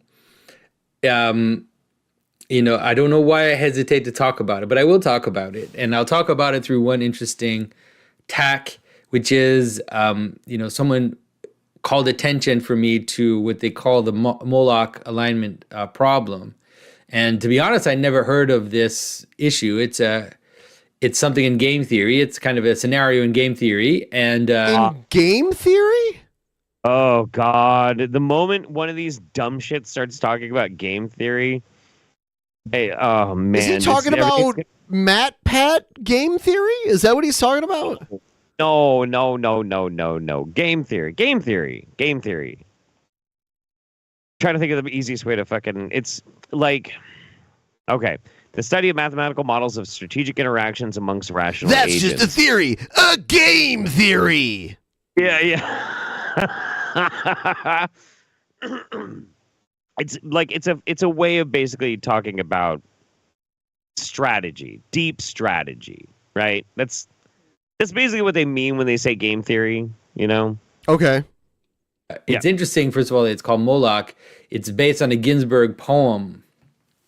And basically, it's based on a Ginsberg poem? I thought it was in the Bible. Oh. I don't even know what we're talking about anymore. God damn Moloch. It's the idea in some ways that technology has a will of its own, you could say, and it seems to have a kind of agency that no one can stop, like no one can act against. And the people that are behind this notion of agency, I don't know if they totally see it as a full agency or if they just see it as a kind of illusion of agency or mock agency. But in the end, it doesn't really matter, does it? Because it's definitely experienced as a kind of agency in the same way that you would experience individually something on you that you can't totally control, a force or a process in your own behavior, like an addiction or something like that you can't stop. I have the perfect co-host for this guy. He needs to make a new podcast with Brett King called Games Theory You Love. Games Theory You Love. You can tell the person, why don't you just stop? Why don't you just stop smoking? Why don't you just stop doing whatever it is that you're doing that you're addicted to? But for some reason, they get caught in this agency. And so it's interesting because the way that the Moloch problem lays itself out is that there's a certain setup, and the person in the paper or the article that talked about it, I forget his name. I'll link to it in the description. He uses the arms race as an example of this, which I've used, when I talked about basically the Book of Enoch. He's so good at not getting to the point at all. We have changed topics like 6 or 7 fucking times. And I still don't know what the fuck he's trying to get to. This is bananas. My video in the Book of Enoch, I talk about the idea that the arms race is a good example of noticing agency in the world, transpersonal agency that you can't stop, right? That it's like you can, why don't we all just stop this? And it's like, okay, why don't you do that? It just doesn't work that way. And so this is, of course, what's happening with AI. And so what's happening is that people are in a kind of arms race where they can't stop the process, in that everybody knows that by making it happen, they are making, they're making the situation worse in terms of, humanity. But they also know that whoever doesn't do it. Why is okay, he's talking about an arms race. It's like what? AI versus what? Like, is there something competing with AI? Because I don't see that. And he's assuming that AI is just like somehow anti-human. Like, why? It's paranoia. Will be in the worst position of all the others. And so this isn't Terminator. It is Terminator. It's not Terminator. Skynet is ready to destroy us. You see, Skynet was really a representation of the god, the canine god Moloch. Fuck me. The fact that everybody knows that now that AI is kind of out of the box and is unleashed, whoever isn't on board with AI will fall at the end of the line, and whoever is on board with AI, although they know that they might, pretty sure they're making the world a worse place and a more chaotic place, and also a place where there'll be more control, those two things at the same time. They also know that they have to do it, or else their competitors, whether it's whether it's a competitor like another company, or whether it's a competitor like a country, let's say like China, they have no choice. Because do we want China to be in control of AI? Like, no, we want to be in control of AI because we don't trust the Chinese. But then do we trust Microsoft to be in control of AI? And so it's been very fascinating to see the recent developments. Would I trust you with AI? I mean, like don't most of us have Microsoft's operating system on our computers? Yeah. I mean, like... Unless he's a Mac guy, which, I mean, that's pick your evil empire, whatever. Right. Jesus Christ. Maybe he's a Linux guy. Maybe he's I doubt it, though. He's got to be rocking Ubuntu. Yeah. Or he's a true hipster. He's got the latest Debian build. This video is too long. I'm gonna do a bathroom run. I'll put you full screen. You can talk to people. I'll be right back. Oh no! Oh no! Hi. I'm very furry today. I love that we have this something. If ever there was an image that was going to be perfect to encapsulate what just happened with that video that we had to watch, it's this thing right here. Yeah, wild shit. Terry Davis vibes. Yeah, no kidding. Hell's Only says it's using math to calculate the best moves to counter all possible moves made by an enemy. Of course, the problem is that in order to process all possible moves an enemy makes, one must be a paranoid schizophrenic.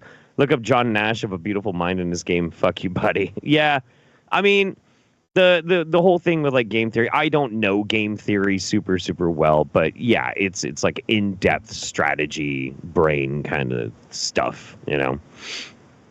Ben is gone post ponies. Yes, all the ponies. All the fucking ponies. Yeah. One has to wonder if any of these guys ever read Arthur C. Clarke and Asimov, because those guys who actually talked about AI. Yes. I don't remember what the video was, but I recently watched a video about this made by this guy who just absolutely hated the movie I, Robot, and he got really in depth into a lot of Isaac Asimov's stuff. And it was really cool because it made me want to read more Asimov. I think I've read like one Asimov novel and one short story because he's not really a good writer, but he has like really super in-depth and cool concepts that are really worth reading. Game theory work on the premise all humans are your enemies and the idea of working together is never considered. You sure? I don't know. What's my favorite Twilight movie? Oh, that's easy. Breaking Dawn Part 1. Yep. What an absolute abortion of a movie. Holy fuck me dead shit-eating Christ. The only movie series that can make Martin Sheen insufferable. The man is a saint. The man is incredible. I love Martin Sheen. Or was it Michael Sheen? No, yeah, Michael Sheen. Yeah. Martin Sheen is he was in Apocalypse Now. Yeah. Michael Sheen. And yeah, he is absolutely fucking terrible in that movie. Everything is terrible in that movie. It's incredible. Wasn't he in Spawn? Michael Sheen? Was he? Was he in... No way. Important question. Pageau. Would I smash? With a brick? Maybe. I mean, he's not a bad looking guy, but... no. Not really. He played Jason Wynn in Spawn. Oh, Martin Sheen did. Yes, I'm talking about Michael Sheen, though. Martin Sheen was. That's true. Now I remember that. Yes, he was. Are we doomed in 2024's presidential election? Yes. Yep. That's right. Team Edward or Team Jacob? That's a tough one, man. That's a very tough one. Is it sparkly emo dipshit, or is it I really want to fuck a baby? And you know, when it comes down to like having to pick those two, I think I'd go for sparkly emo dumb shit. I think so. Pretty sure. I'd have to go with that. I really can't co-sign on to baby fucking, you know. I know that's kind of a bold place. Huh? What? What did I come back to? I was talking about Twilight. Oh. You gotta watch those movies, man. It's some fucking wild ass shit. Okay. Oh, did I get clipped talking about how I don't agree with baby fucking? Yeah, no, I'm okay with that. Spread that one far and wide. I'll put my foot down on that one, man. Now, when you want to fuck a baby, I just think you are a bad person. Probably not good. Not gonna leave you alone with my kids. So no, I had Chat GPT write me some stories. Oh, cool. Yeah. I don't know if you would you like me to read them out loud, or do you want to put your flavor on them, or however you want to do it? I'll put some spit and polish on this. Okay, all right.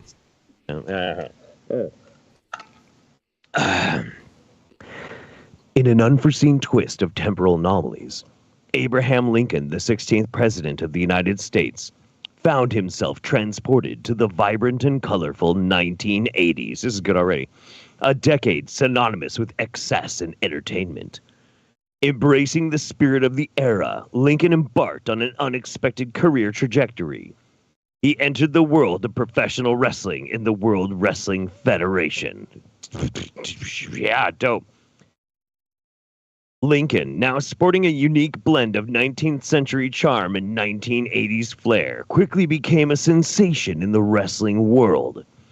His opponents ranged from the behemoth Andre the Giant to the flamboyant Macho Man Randy Savage.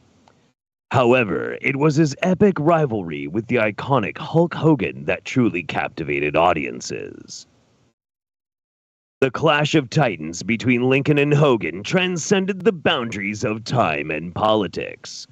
Their feud reached its zenith at WrestleMania in a historic matchup, the Beard versus Skullet match. Yeah! The stipulation dictated that the loser would either have to shave off his legendary beard or part ways with his signature skullet hairstyle. The build-up to the match was intense, with both wrestlers exchanging verbal jabs reminiscent of political debates. The wrestling world was divided as fans passionately supported either the bearded president or the skullet-wielding Hulkster. As the bell rang for the Beard versus Skullet match, the arena pulsated with excitement. The two wrestling legends showcased a blend of athleticism and showmanship. Lincoln, with his towering frame and strategic prowess, faced off against Hogan's raw power and charisma. The match went back and forth, keeping the audience on the edge of their seats. In a dramatic turn of events, Lincoln managed to pin Hogan to the mat, securing victory and retaining his iconic beard. The crowd erupted in cheers as the 16th president stood triumphant in the ring. The image of Lincoln, with his beard intact, became an enduring symbol of resilience and victory. The aftermath of the Beard versus Skullet match solidified Lincoln's status as a wrestling icon. He needed to be known for something.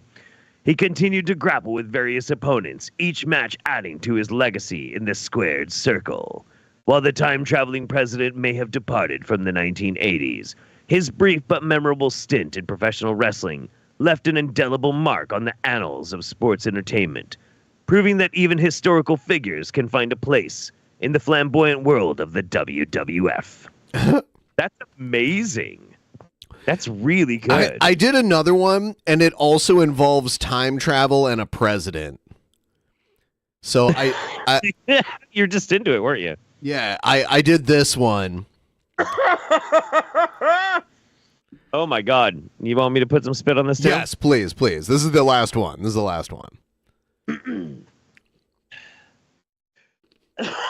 Fuck me.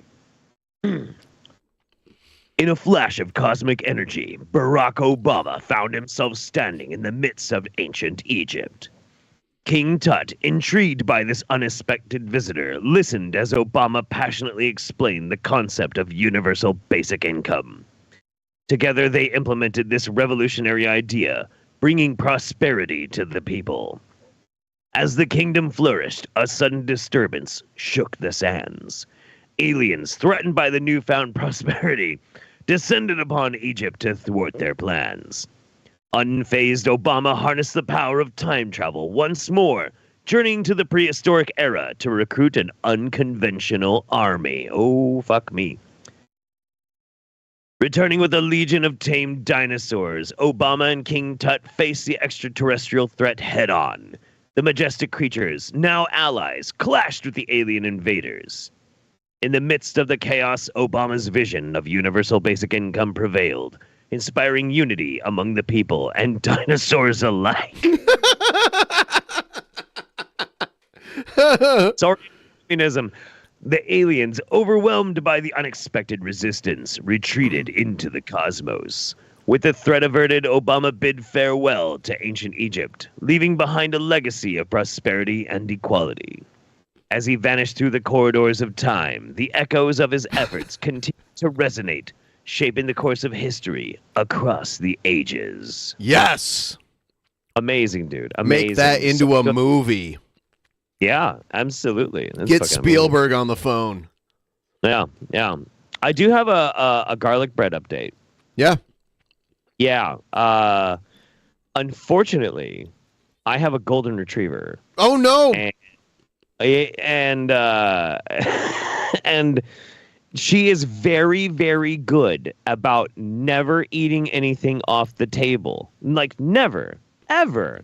Like if I toss food to her and it bounces off her nose and lands on the table, she won't pick it up. But garlic bread apparently was just too fucking much for her, and she fucking scarfed like a half a loaf. Garlic is not good for dogs. I know. Which is why the wife is now like watching the dog like a hawk to make sure she is she's not gonna get sick. Yeah. Oh yeah. Damn it. Fuck. Dog ate my goddamn garlic bread. Son of a bitch. Let's check in with Wild Bill. Oh, let's do that. All right, here he is.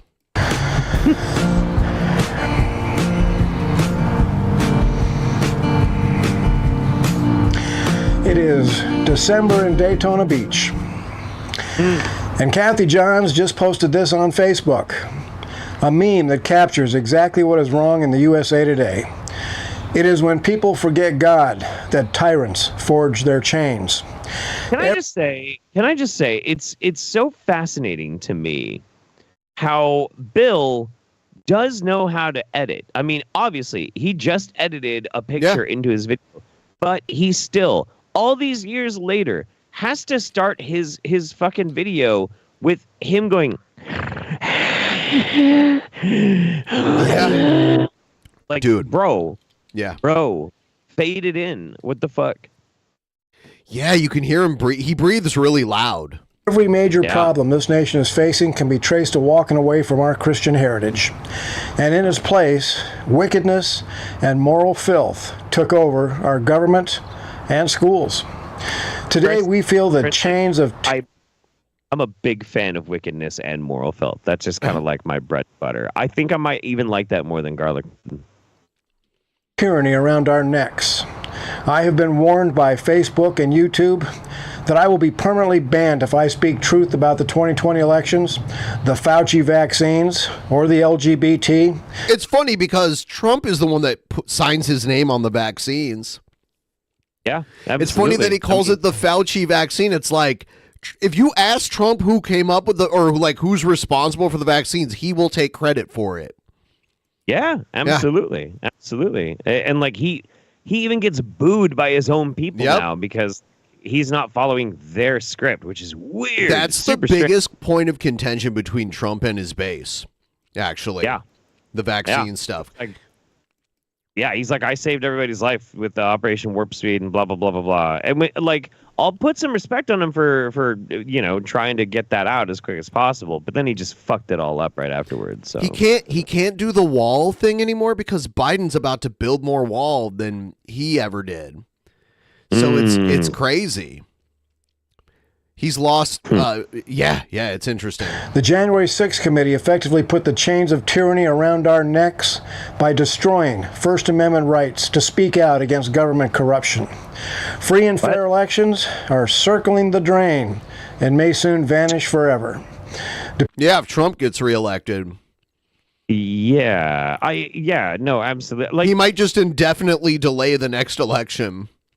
Probably, yeah. I Jesus fucking Christ. I think the next election might have to be delayed until after I'm dead. So, yeah, no shit. Did you hear about the whole shit with his lawyer arguing and I think it was the Colorado Supreme Court. I think it was yesterday, because they were doing the hearing about whether or not Trump is disqualified from running for office for violating the 14th Amendment, like did an insurrection. Now, from what I understand of it, I know this is just a little bit of a tangent, but I think it's really interesting. Yeah, go ahead. Basically, so far, the court has basically been like, yeah, no, Trump did an insurrection. Like, yeah, no, he did. And Trump's lawyer now, and I watched it, it was fucking bananas. He made the case that shouldn't apply to Trump, because Trump is not an officer of the government. That the president is an officer of the government. Well, he's trying to argue that he's not. And he holds an office. I know. But he's trying to argue that it's not. That's the defense that they're running with now, which is fucking bananas. That's why they call it being in office. Right, I know. And everybody knows that. And like the people on the court, they're like looking at him like, what the fuck are you talking about? And they rightly point out that if you can remove that from the 14th Amendment or from the Constitution, that effectively, if you remove that a president is an officer, that means a 25-year-old could be president. It means Arnold Schwarzenegger could be president. Yep. It means Obama could have a third term. Like, it's fucking weird. That they're trying to do it that way, and it's just really it's fascinating. I wish Arnold could run, because he would actually give Trump a run for his money for the nomination. He'd fucking win. He'd probably beat Biden too. He probably would. If we could vote for Arnold Schwarzenegger, I would vote for him. You'd vote for Arnold over Biden? Oh God, in a fucking minute. Absolutely. Yeah, I mean, I'd have to hear because I haven't heard Arnold's political stance. I know he doesn't like Trump and disagrees with a lot of Trump stuff, but I'm like, he's still a Republican. Like, what would he do as president? I don't know. I'd have to hear his platform. Yeah, I mean, he's he's a neocon. Like, he liked Bush a lot. Him and Bush Jr. were buddies. Yeah, but I mean, the Obamas were like best friends with Bush too. Yeah, but they weren't actual rivals. Like they're like different generations. Like, Clinton and Bush got along. I mean, like, yeah, they have more in common. No. Well, I mean, after the fact, Clinton and Bush got along. They can't. No. They raised what? Yes, they did. It's a really, really well known. Not even really a secret. The Bushes and the Obamas are really chummy together. They're friends. Like, they hang out. Like, they fucking hang out. Yeah, but like Clinton used to hang out with Bush Sr. a lot. Clinton and Bush Sr. were like buddies.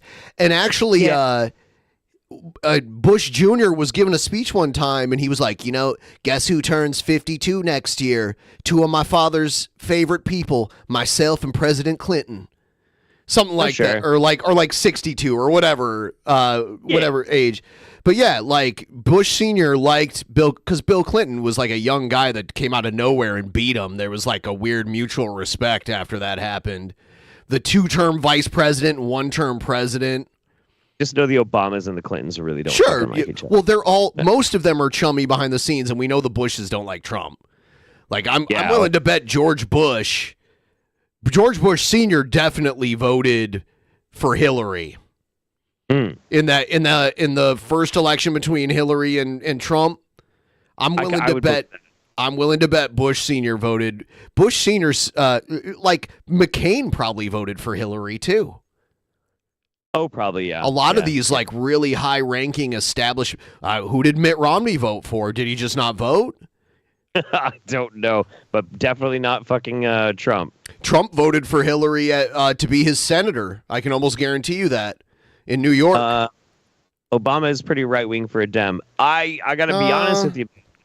Aside from like a very small handful of people, every Democrat in Washington is right leaning. Like all of them. Sure. The entire Democratic Party, save for a handful, are right of center. So I mean, it's not a stretch at all, you know. Anyway, Depending on what happens in 2024. Yeah, they obviously agree with more than they disagree, and the thing they agree most on is that only they should be in power. There should not be like any other options. They want to hold on to that two-party system.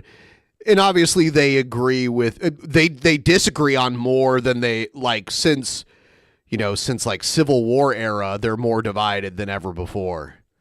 Yeah. Want to see another picture of America's spiritual condition? The wolf of hell is about to chomp down on America because we have gotten far from the shepherd, the Lord of Lords. What the fuck is the wolf of hell? The wolf of hell. Yeah, but what is that? Of Kings. New Mexico, 1912, said they voted for Gary Johnson probably to be governor because Gary Johnson was governor of New Mexico, and you smoked weed with him at Zozobra. Jeff, do you know what Zozobra is? I do not. It's actually the original Burning Man. Like it's a festival in New Mexico that started, I think, in like the 20s or something, and it happens the same day as Burning Man. Like Burning Man happens the same day as it. I should say it predates Burning Man, and they burn a giant effigy of Old Man Gloom or whatever, Zozobra, they call him. Weird. Yep. Yeah, I went to it a couple times.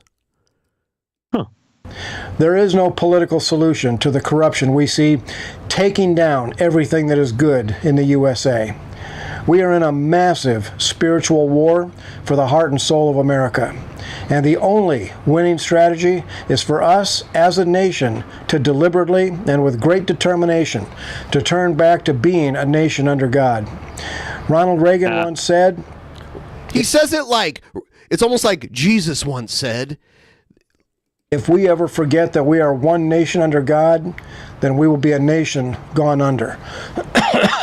Oh, God. When Barack Obama lit up the White House in the colors of the rainbow flag to celebrate homosexuality, this nation under God became a nation under the divine judgment of God's wrath.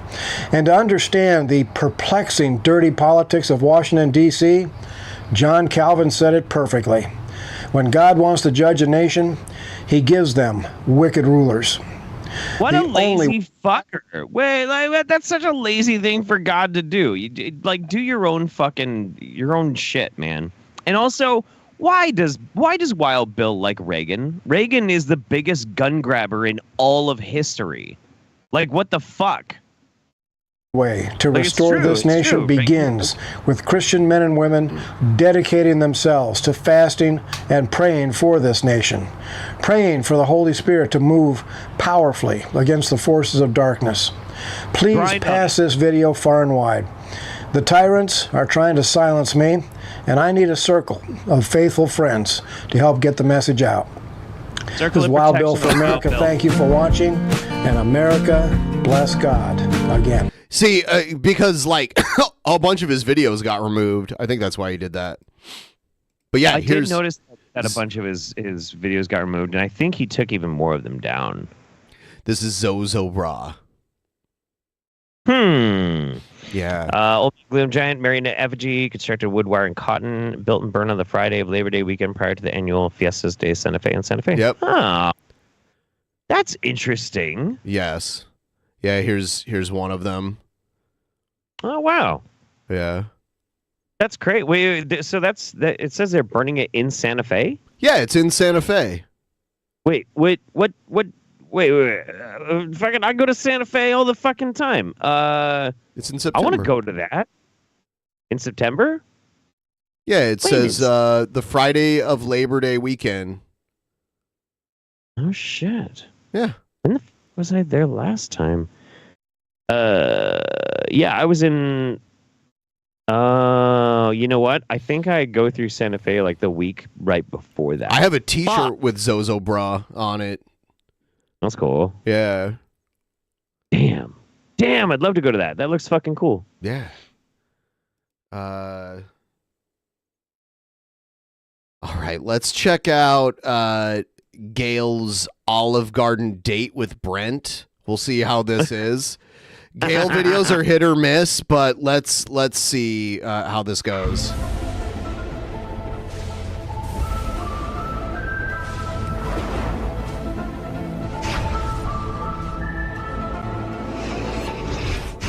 But that's when Burning Man happens too, right? Like that same weekend every year, right? Burning Man usually happens like the last few days of August into. Yeah, and that's when Zozo Bra happens. Okay. No, then that means I usually get there the weekend after Zozo Bra. Damn, I think I'm always gonna miss it. Yeah. Olive Harlem was Janie Bell involved. Oh, I miss Janie. Where the fuck is Janie? So Zozo Bra this year happens on, or next year rather, happens on August 30th. Yeah. And that's about America, bless the drunken peasants again. Great to see you, Jeff Holiday, on the show. Thank You're you so awesome. much. And Burning Man is long, like way longer than Zozo Bra. It's only Zozo Bra is only one day, but Burning Man happens. It says It's like 9 days. August 25th to Monday, September 2nd. So Zozo Bra like falls in the middle of that. It's just weird that it had like it's a similar thing. Obviously, the scale is not even comparable, but the like it's just weird that it's a similar thing where they burn like a big effigy, and it's like around that same time. It's an interesting thing. I you know like I want to try and convince you to go to Burning Man someday, but you won't even go camping with me. So I don't. Think I have you'll- zero. Like I'm more interested in going camping than going to Burning Man for sure. Pretty awesome. I went 3 times, and I really had a fantastic experience. And if I never go again, I'm totally cool with that because it's a pain in the ass to go, and it's very hot and very uncomfortable. Yes. But I am really glad that I went and I got to experience it at least once. It was worth that. But I could just. Where's it? It's in Nevada. Yeah, it's Okay. it's on top of it's on a dry lake bed, and like there's no dirt, there's no sand, it's dust. Yep. It's a slightly acidic fucking dust that covers you. It looks terrible. Breathe it, eat it. I'd rather just go to the thing in Santa Fe. It's like in the most inhospitable place in the fucking country, and it's awful, but you'll have just the most amazing party you've ever had and see some of the craziest shit you've ever seen. Because you're on drugs. You know what the best drug to do at Burning Man is?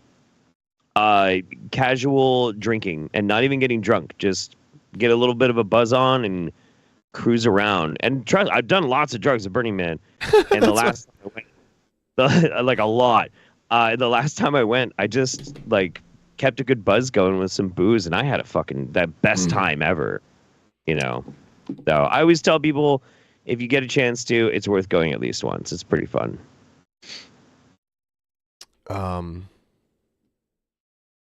Let's check out Gail with Brent at Olive Garden. Let's see. Yeah. All right. I just came from a fun date with Brent at the Olive Garden.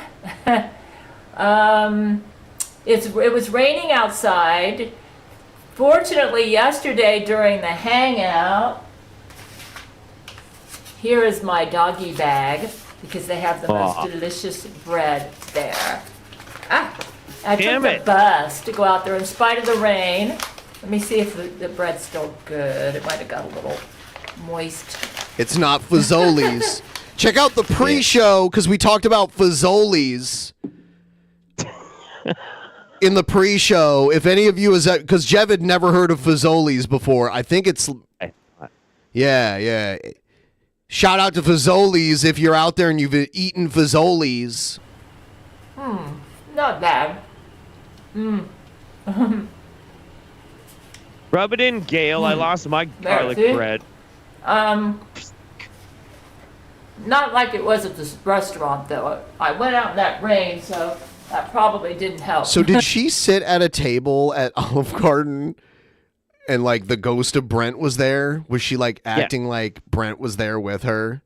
I think that they were brain to brain. This is my theory. I don't. She's going to elaborate, but I think she went to Olive Garden and went brain to brain with Brent, and that's God damn it, this is fucking wild.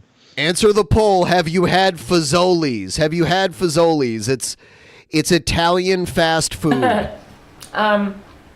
Well, basically, the breadsticks at Fazoli's were kind of like Olive Garden breadsticks, but you get unlimited free breadsticks as long as you sat in the dining room there. I mean, like Olive Garden is a diarrhea factory, but they do have good breadsticks. I usually eat their chicken parm, and that usually is okay. Yeah, well, it's I not haven't been there in years though. Yeah, it was fun to be out with Brent on a date. I took him. We went out on a date about a week ago at a sushi restaurant, and it's really helping him get over PTSD because when Baphomet raped him a couple weeks ago, he suffered. Baphomet raped. Dude, how many times has Brent Spiner been raped? Oh, dude. I mean, so many times by Laurie McBride, I mean, like so many people. Angelina Ballerina. Yep. I mean, that's just kind of like the go-to. If Brent Spiner, the real one, not the Jesuit clone, not the clone, sets foot outside, I mean, he just gets his butt pumped immediately. Wow. Traumatic stress disorder. Does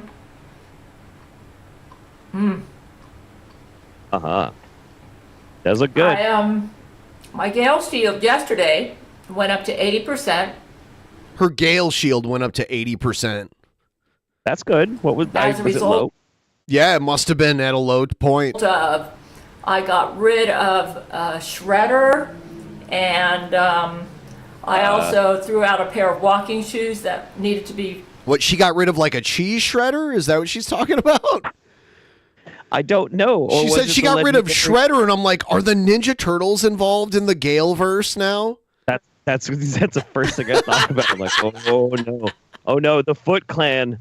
Oh shit, there we go. Thrown out, and then I had an extra duplicate pair, which I'm now using, and I also, I've been eliminating duplicates and hoarding everywhere. And then yesterday, just to test out. That's part of the Gale command. Like, the Gale commandments, way more than Leviticus and all of these other religious laws. These actually teach cleanliness, good, clean living. Right. Gale commandments, way over 12 rules for life. I'm sorry, but it's objectively true. Yes. Forget about the 10 commandments. Forget about all of it. The Gale Shield, Rule 13 suggested that I check my closets, because maybe she said, are you still obsessing about anything? Are you hoarding? So I said, let me check. So I went into my bathroom and I threw out some alcohol wipes, and they didn't really make much of a difference because I'm probably going to be using them within a couple weeks anyway. And then I went to a closet where I had a lot of electronic stuff. And I noticed that I was keeping a defective computer fan because I fixed my computer fan when the Lizzo Jesuits tricked me about a year ago into breaking it, and I was keeping the old one, and it was broken and it needed. I don't know why I was keeping it, so I threw it out, and then the Gale Shield went from 80 to 82%. And then Rule 13 said, well, you can take it easy. Your Gale Shield is doing good at 80%. And Buddha did say, let me see if I can get my notes on this. She said Lord Buddha Buddha. did say that it's important that when we do these things that we are sincere Commandments versus in 48 laws of power in our spiritual versus art of practice. war. And I asked her, what did that mean? Thank you very much. Appreciate you. Love you. Who was that? I missed that. I didn't Majorly see who's- Awesome. Yeah. Majorly Awesome. Yeah. Nah, definitely. Well, way over Rules of Power, way over Art of War. I mean, Gail commandments the whole way. And let me see, I'll go through my notes here. She's very like studious, I think is the word. Like, she keeps notes. She's very organized. She could be a secretary. Yeah, absolutely. Yeah. They have the most delicious bread there. I love Get it, her. girl. I love her. Like, she is just one of the most pleasant people I've ever met. Absolutely. Yeah. What state is she in now? Alabama. Alabama's way cheaper than Florida. Florida is one of the fastest growing I think it's the fastest growing population in the United States. Right. And like, so that drove up the cost of housing. They were going to double her rent. So Zach Knight and Jesus and Brent got together and came up with a plan for her to move to Alabama, and she lives in a cheaper place now. And Wow. I'll have to ask Zach Knight where in Alabama, because I'm going to be in Alabama in April. That would be insane. That'd be great if I could hang out. I with would Gail. love. Yeah, I would love that. Yeah, she. I've seen people be like, Gail should be like in a hospital. No. And I'm like, but look at her. She's bathed. You know, she has clean clothes. Her apartment is clean. You know, she doesn't do anything. She does stuff on the internet, and then she just kind of hangs out at home. Right. You know, she's just an old lady. She's not. She doesn't have any weapons or anything like that. She just is at home, just chilling at home. She's an old lady. There's no need. There's always like some people that get really fucking weird about Gail and like she needs to have professional help. Yeah, blah blah blah. No. She takes she's- Seroquel, she's- so there must be a doctor prescribing that to her. Yeah. I mean, and yeah, no, dude, she is 100%. She goes fine. to the doctor. One of the Gail commandments is take your Seroquel. Okay. Yeah. So. Oh yeah. Anyways, I had a She's fun on her day with meds. Brent She's at fine. the Olive Garden. It She's very some functional. Heavy bags. I noticed there was a Compare the way she is to like Jared or King Cobra. Oh yeah, dude, absolutely. She's like 10 times more functional than either of those people. She's way less self-destructive. You don't see her trying to make weird hooch, or or she doesn't wear like the same clothes every day or anything like that. Oh my God. Actually, I do end up kind of close to Gail on one of my motorcycle tours. That's fucking nuts. I don't stop anywhere. I think I stopped maybe like 10 miles away from where she lives, but I'm only there, I think, for lunch. lull in the Damn. rain. So I walked on out to the thrift store, which is about a 20-minute walk from where I live. I made it. Yeah, she sold her car too. So she just walks around like in her neighborhood. There's a park. I remember when she first moved there, she did a video tour of the park. And I'm guessing, the store, like the grocery store is nearby. Maybe she takes the bus to places. I looked at my watch, which I keep She's probably on Social Security at this point. in my fanny pack, and noticed that I had enough time to catch a bus out to the Olive Garden. So I waited for the bus, and I made it out there. Let me see now.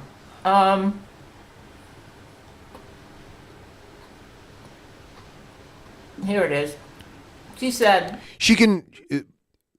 Someone said just because you're schizophrenic doesn't mean you can't care for yourself, and I agree. And that and she's not a threat to anybody, so she's perfectly fine. She can live in her fantasy world. She's fine. Like nobody needs to mess just with wants her. to fuck Gail. Smile, you all see, or do you know what I am saying? Do I you? mean, Please don't. Please don't. Well, Please don't fuck Gail, Jeff. Are you pleading? Are you pleading with me? Yeah. Not to. Yeah. What if it's just brain to brain? Okay. Yeah. Sure, just brain to brain. But you don't need to meet her to do brain to brain. You can do brain to brain where you are now. She does it with her men who are in outer space. So I feel like we have to break the ice first in real life, and then we can start brain to braining, like brain to braining our brains out. You know what I'm saying? you want to break her, all right. Not just the ice. I mean, I don't even know what that means, Ben. 13 said, I remember something Buddha said once. He said that the meditation and going out is not just to make something happen. This is important. He said we must be spiritually sincere. It's not like doing rituals to make something happen. Like if I'm going out there just to make the Gale feel strong, that's the wrong motive. He said it's not like doing rituals to make something happen, and it's not to appease anyone. Right. Then I asked her, define spiritually sincere. She says it means that you do it because it is satisfying and enjoyable, even if you did not get anything in return for it. If not, it's like when you give someone a present, expecting them to do something for you. We should meditate and enjoy tea to feel better and to feel happy. We should go on dates with our lovers to enjoy time with them. We should explore to discover. So I asked, did it go up when I went out on my date with Brent at the sushi restaurant? And then Rule 13 said, did you like the sushi and time with Brent? And she said, yes, it did go up. Yeah. To be honest with you, I think my motives for going to the restaurants have been pretty good. Basically, I just really appreciate my husband and really wanted to show him my appreciation by spending time with him on dates. Way better than her last husband. And it really helped him. Jesus. So 13 asked, is there any more hoarding or obsessing? And I just told you what I did. Yeah, so, Rule 13 is just concerned that Gail is hoarding and obsessing over things. Making sure, and it seems like she's doing great. I think Gail did at one time have a hoarding issue, and things seem to be a lot more organized at this point. I mean, I have like a selective hoarding problem. Kind of. I'm kind of like it, but it's like things that I collect, like guitars. I have like a ridiculous amount of guitars. Yeah. God, I would probably have too many cars if I like allowed myself to go crazy with cars, but I only have 2 and I just hold on to the 2 cars. You know what I'm saying, bro? I know what you're saying, bro. I'm pretty good about throwing stuff away if I think I could have a use for it. It gets about 3 months, and if I don't use it, I'm cool with throwing it away. But if somebody is like, "Hey, do you want this like office chair?" I did that with you. I said, "Do you want all these monitors and this giant stand that holds all these different monitors?" I still got it. Yeah. Okay, that's another thing I hoard is like mic cables, headphone cables, like everything that I use down here. I hoard a whole bunch of it. I gave you that shit because I didn't have anywhere else to put it, and I have this single screen that acts as 4 monitors now. I used to have 4 separate monitors, and now I just have like a single screen that acts as 4 monitors. It's a better setup for you for sure. Yeah. But somebody will like offer me a computer chair, right? And I'm like, well, I don't know. I'll take it and I'll get it home. And if I don't really like it, and I'm not going to swap out like the computer chair that I had, what I'll fucking do is I'll go and remove every single fucking bolt and any like bracket that might be useful, and I'll put them, and I have like these fucking not Tupperware, like Rubbermaid containers, like one for bolts, screws, one screws, and Allen wrenches. I have like a billion Allen wrenches. But the thing is, though, I use them all the time because like something will break, and I'm like, I bet I have a bolt that will. Yeah, fit that. why go to Home one. Depot to buy it if you already have it? Yeah, absolutely. I'm obsessive about that. I definitely have a junk drawer for sure. Out of shit. Yeah, I won't do a junk drawer anymore. I have like varying labeled different types of junk in Rubbermaid totes on a shelf, perfectly organized in my garage. But I actually do use them. So yeah, Rule 13 said, here's how to help you decide if what you have is clutter. Am I saving this item just in case? In fact, I might put a post for this up at my website. Do I have duplicates of this item? 3, is this something I have worn or used in the last year? 4, can I borrow this item should I need to? 5, do I have the space? So there's even more commandments. Store it. 6. Basically, it's the gospel of not hoarding, which is what's happening right now. Does this need to be repaired to be useful? That actually helped me to make a decision about a pair of pants I had.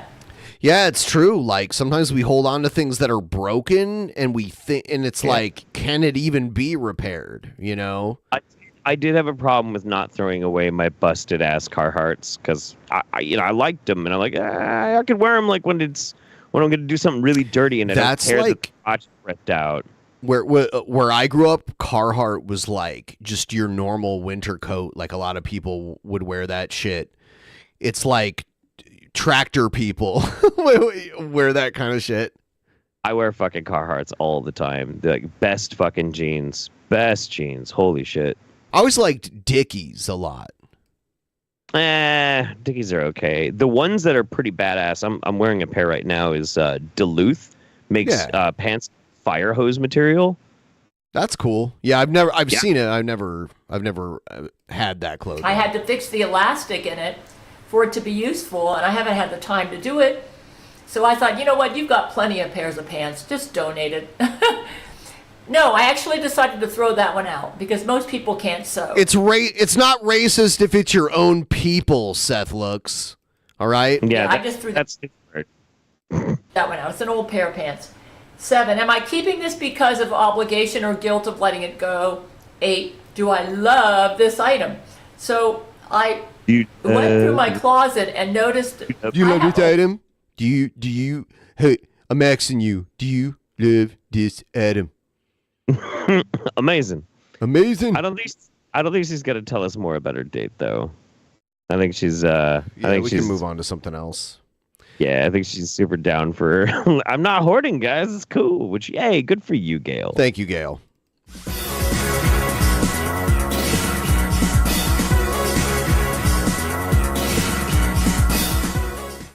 A little Hitlery. Yeah, he just needs to shave like out here. Yeah. I can barely grow a stash. This is like the most of a mustache I can grow. Like barely. Mine's okay. Yeah.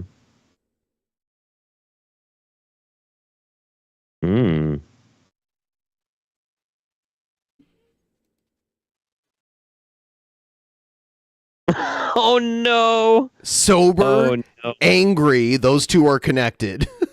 Yeah. And waiting for donations.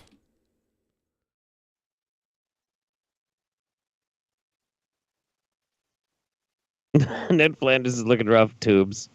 Finally,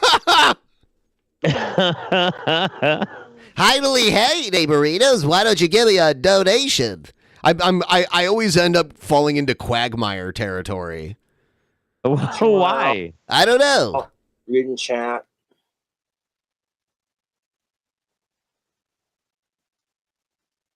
I get some money in cash after PayPal, looking to get some beer. I actually need to get some of that for my next food hack. I came up with the most tastiest buffalo chicken ramen noodles. Oh boy.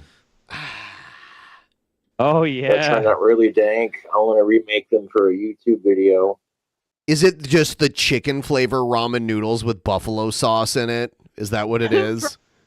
Probably, yeah. And some Bud Light. And crushed up Doritos. Am I dating anyone? And jizz. Whatever else he puts into it. Yet? I mean, he's making it with his bare hands, so chances are it does have some jizz in it. Come on. I mean, What? producer Matt said he was quite clean. Dude, do you think he washes his hands after he jerks off? And we know for a fact he just like blows loads onto the carpet in front of his chair. Yeah. You know he does that. You've seen. Now I can't. Like, I know I can't stop seeing him, like the fucking video of him jacking off in my fucking. God damn it! No, I'm still single. I've been single. He probably just like stomps it into the carpet. I cannot fucking get over, like, that image is burned in forever in my mind of Cobes fucking buck ass naked holding his dick and just fucking spitting on it. Like, oh my god, man. Oh my god. Oh my god. Yeah. Fuck. For like 6 years. Not by choice. All of those donations will go towards my Google AdSense, and I should get them next month. Thanks, Jeff, for your $1.99. Was that you? Of course. Big Folk, thank you for your 99 cents. Again, you don't have to donate to Super Chat or PayPal or Cash App, but if you do, it is greatly appreciated. I know money is tied around. Somebody's asking, how did I see that? The fucking gif of him spitting on his dick? Hawkeye. It's always fucking Hawkeye's fault. Anytime I inadvertently, like, I see, like, Shanny's asshole or fucking Cobe's dick, it's because Hawkeye was like... No, that was Flockapossum. That wasn't Hawkeye. Oh, no, it was that's right. It wasn't Hawkeye. It was Flockapossum. Yeah, that's yeah. right. Flockapossum that keeps sending me that shit. Which, I mean, whatever. I have a morbid fascination. Yeah. On this time of year because it's the holidays. I'm not ignoring anyone. I'm just reading chat. Thank you, Brigga, for your $1.99. Teeth are doing all right. No, I didn't get a haircut. My hair's in a ponytail. Is poof in a mead? Oh my fucking god. Is Puff in a mead? And then he read it, and then like it processed, and he's like, "Oh my fucking god!" Ray is to help look for Puff, if you must know. Been looking for him as much as I can. He says he's been looking every place he can, but if you look behind him, none of the shit behind him was moved. I guess he claims he lost him outside, so I guess that kind of explains it. Fucking point for sure. Yeah. If I don't find him deathbed tapes, I will not. More than likely, it'll take at least a year for me to get over it. I wouldn't trade Puff for a Cobra, to be honest. And oh man. Yeah, his face is kind of swollen down here. Yeah. That's a pretty clear sign. Pretty clear sign that he might have a pretty serious like dental infection, which would suck. And that shit hurts. There is nothing that hurts worse than a fucking impacted like dental nerve and shit. Like, terrible. It's swollen. Seriously concerned you might have an infection. I'm good, Andrew, but thanks for your $5. I'm good.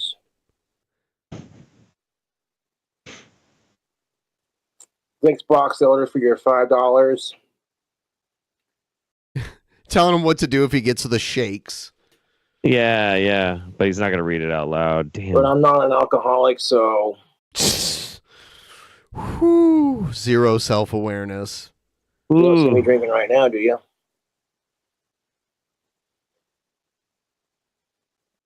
I'm not sad. I'm just hanging. He's not an alcoholic because you don't see him drinking right now. Right. Yeah. I mean, man, I'm cruising on a little bit of rock star right now. It doesn't mean I'm not a fucking alcoholic. Right. Come on, man. You know, would I shave my head and mustache for $1,000? No, I would not. Wow. I would. Fuck Yeah, me. what the hell? Maybe for Give me like $1,000. I will literally like shave and shave my head and my face like right fucking now. $1,000? Fuck yeah, dude. Absolutely. $8,000. $8,000? What? Shout out to Jared. Thank you for your $50 to Cash App. Shout out to Tiffany. Thank you for your $2 to Cash App. Appreciate it. The way he's talking to, yeah, you know what? Yeah, it does look like he might have, yeah. Severe infection. I noticed yeah. that at first, that like his face looks shaped weird. Mm-hmm. I don't care if my face looks puffy. Thank you, Chris, for your $1.99. Appreciate it. What do I want for Christmas? Well, I want Puff back. To be able to spend time with my family and friends and to win the lottery. Tatted, thank you for your $1.99. You should go. He's always had like a peanut or butternut squash shaped head, but like this is bad. This is like super fucking puffy, like in the jaw. You know, not just like his fucking melon head, but like right in here. It's looks awful. To a dental school, save yourself some money. Yeah, my dry spill's still dry. I don't care. There's more important things in life than sex. Fuck bite-sized Cobra videos. Mm-hmm. Holy shit, there are a lot of donations coming in. Fucking garlic bread thief in here. Come here, dog. Haney. This is so true. Your head looks like a watermelon with rubber bands squeezing it. Look at this. Did you enjoy that garlic bread? Look at this piece of shit that stole my garlic bread. Oh, you piece of shit. Oh, my God. You're the worst. You're the worst ever. You ate my garlic bread. How dare you? This is just, the betrayal. Top 10 anime betrayals. My dogger ate all my garlic bread. All right, get out of here. Oh, we had all the dogs on the... We had the dogs on the show. All this. Oh, and you got licks. Yeah. Oh. My dog doesn't get to lick me right now. She already ate my fucking garlic bread. See, if your dog started eating your garlic bread, she'd only get like, little nibbles out of it and shit. You'd still have some garlic bread. She eats very little food.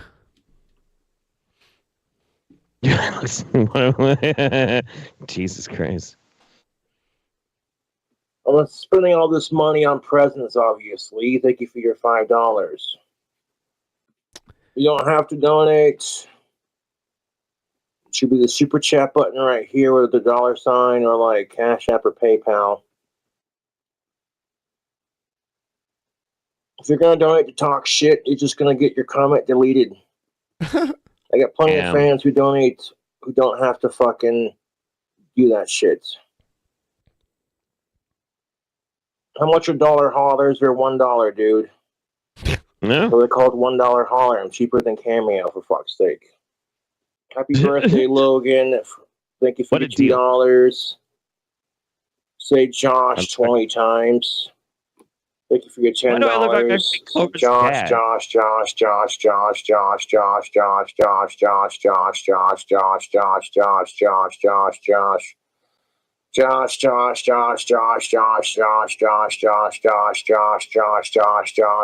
Isn't he over 20? Yeah. Does he not know how to count to 20? Josh. No. Josh. 1 second. There we go.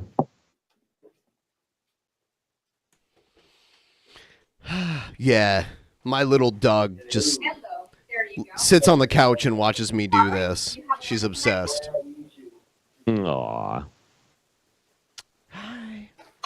She has a little blanket nest that I made for her. This is trolling. I don't gotta waste my money to troll my trolls. What happened? Sickos.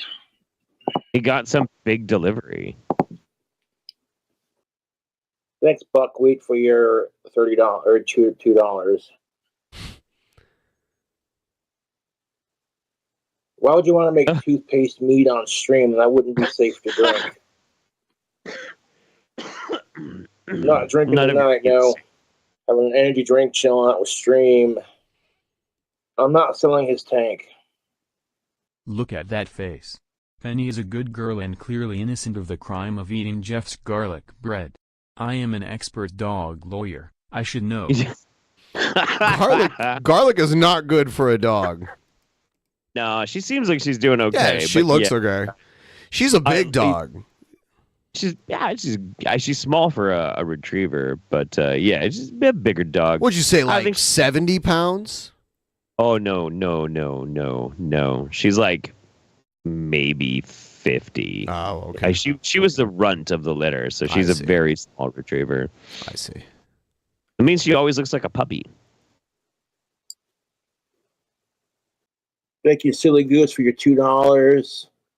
Shout out to Mal. Thank you for your 2.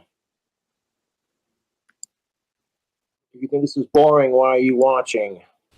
Happy holidays, Cole. It's a good question. All hail Ozzy. Thank you, Julian, for your $19.99. My door is not open. It's locked. It's locked. Don't have a Venus exposition, to be honest. Fuck that. I ain't putting them any goddamn Christmas decorations. Can't remember. My door is closed and locked. Jesus fucking Christ. People are so dumb. No, he's not, Don. Thank you for your $2. Oh. Not looking to date right now, but somebody like posted in the King Cobra subreddit a picture with an advertisement for a homeless shelter where they were doing like a big feed. And right in the very, very fucking middle was Warlord, like waving like, eh. That's funny. Yeah. Thank you, Claire, for your $2. My door is closed and locked. Thank you very much.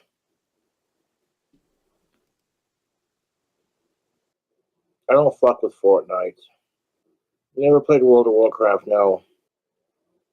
I'm not sad, I'm just sitting here. I cannot make a beer run because I don't have the money to do that.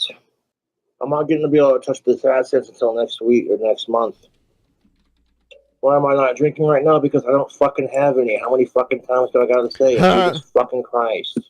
God damn, he is pissed. As soon as you have alcohol, y'all gonna sit here and call me a fucking alcoholic. It's just so fucking predictable, dude. No, it's bullshit. It's what it is. You could just not go live. I mean, better not go live, boy. Boy, better not go live, boy. I'll go live when I want to. Fuck off, troll. Yeah. No, he said he doesn't play WoW. He's never played World of Warcraft.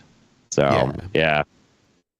Yeah, he doesn't play any video games as far as I know. It's weird because he has a video game console like set up right there. But it's a PlayStation 3. Right. Yeah, I don't know. It's weird. He does not really do anything. I mean, he'll watch like god awful fucking YouTube, like Sydney fucking Watson and shit. But yeah, he doesn't really do anything. Yep. That's so depressing. God damn it. Oh, check this out. This is Jared Genesis at the Trap Bar.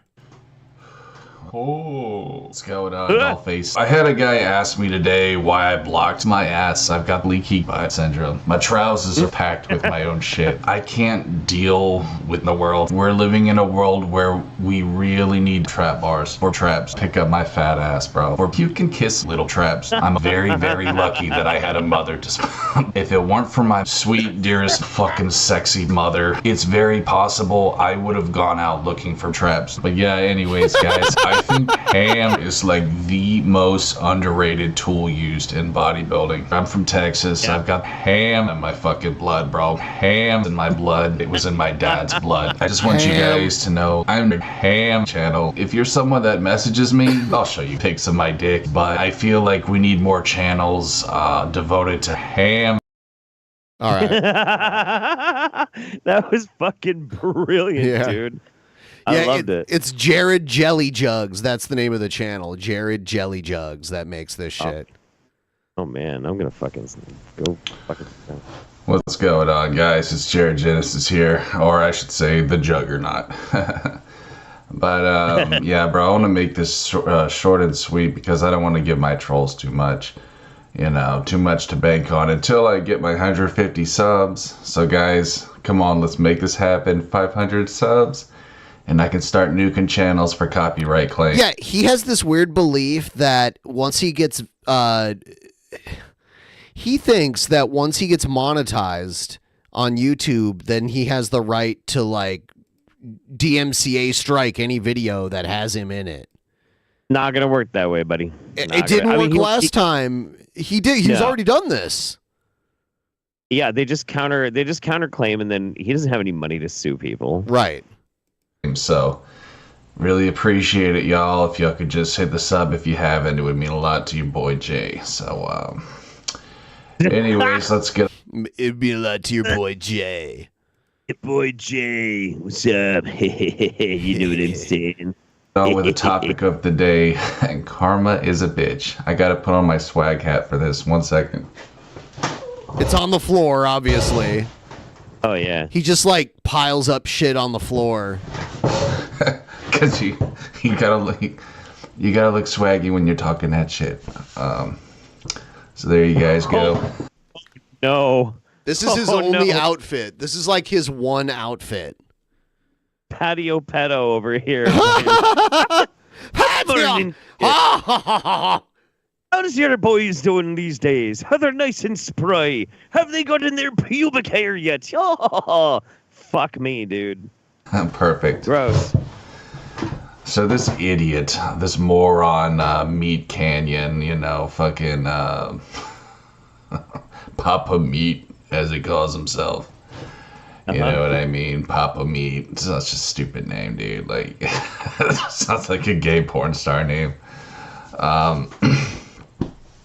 You know, he was just trying to lolcow me for views in the stupid video about, you know, dumpy PC fucking, what is it? You know, What is he even talking about? There's a guy named Papa Meat who has a pretty popular channel, and he did a video where part of it he reacted to Jared and laughed at him. So that's partially what he's talking about, but the rest, it's the guy is also Meat Canyon. He does these really crazy, like kind of disturbing animations. They're like kind of nightmarish in a way. Okay. Yeah. Okay. Cool. Yeah. What do you call it, guys? I'm sorry, I didn't have my fucking coffee. He always does this, I'm tired, bro. That's why I am the way I am. I'm tired. It's because of your diabetes. Just your setups, PC setups, basically. And, you know, he was just being a dick and laughing at me and shit like this. And, guys, I'm telling you, man, he paid for it. He fucking did with his Taylor Swift video, which was fucking comedy gold, and I gotta give it to him. That was good stuff, but the Swifties didn't really care for it much. These are the people that worship Taylor Swift because she's a demon god. She's actually, I believe in the conspiracy theory that she probably is like Anton LaVey's daughter. You know, because if you... He thinks Taylor Swift is Anton... Well, she'd be his granddaughter, if anything. Yeah, well, I mean... When did he die? He died in the 90s. Maybe that could be his daughter. I mean, you know, you can be dusty and still pop a fertile nut. He died at 67 back in 1997. Okay. Think about it. You You can still knock up a lady. That's at still 60. mostly grandfather age, but yeah, you could. All these really famous people are connected, bro. They are. They're all fucking blood related. I'm not even joking, dude. Like, if you're part of the satanic cabal, you're in, dude. And that's why people with talent never make it, you know, because these ass clowns like Taylor Swift have no talent at all, dude. They just have a pretty face. And, you know, I have to say. Like, Anton LaVey's actual daughter is 71 right now.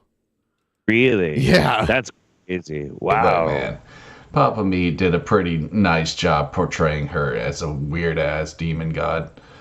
And I gotta give it to him for that, but it is pretty funny when evil eats its own, because that's really what happened if you think about it. You know, because this guy, I mean, he's a blue-pilled simp. He's no different than a fucking Swiftie. He just happens to be, you know, a simp of a different variety. I don't know, dude. He's just, you know what I mean? He just worships other false gods. He's a modern-day pagan.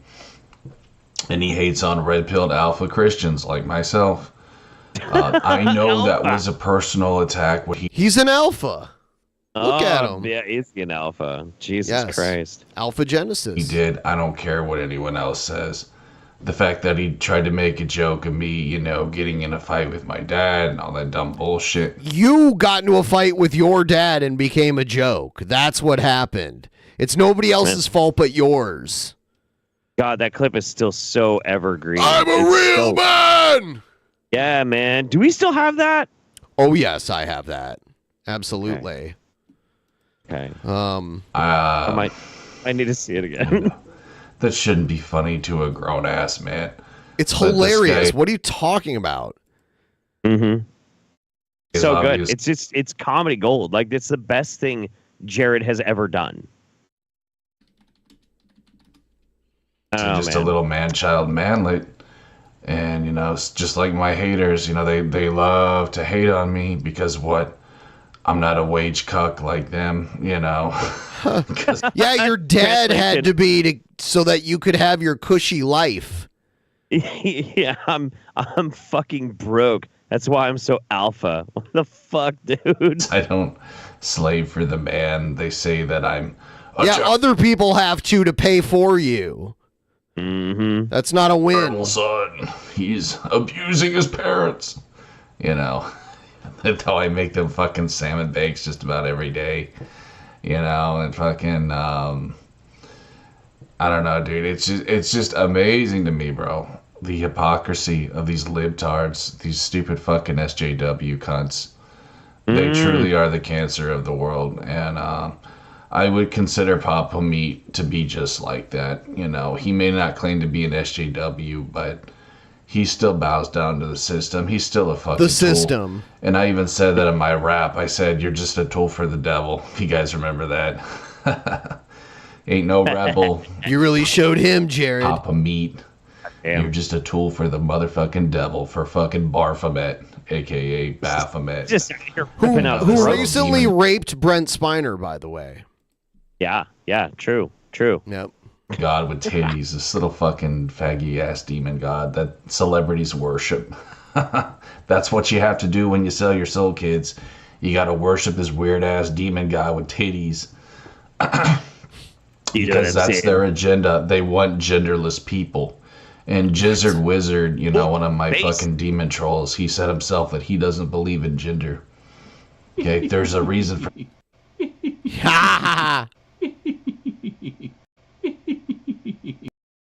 that, guys. These people are sick fucking demon cunts. And they worship sick fucking demon cunts. Alright, that's all I really gotta say, guys. It's an upside down, twisted world. And Jesus really needs to come soon. Please, Jesus, please save me from all these losers. But I'm just gonna keep fighting the good fight for you guys. You know, fuck it, whatever, dude. I actually enjoy it. I live for the fight, man. That's what I have. I no longer really care about money or status or any of those stupid things. I guarantee you there's like a PayPal link in the description for this video. It's amazing because I'm going through on his current channel. Yeah. He has been wearing that fucking t-shirt for 3 weeks. Yep. 3 fucking weeks. Yes.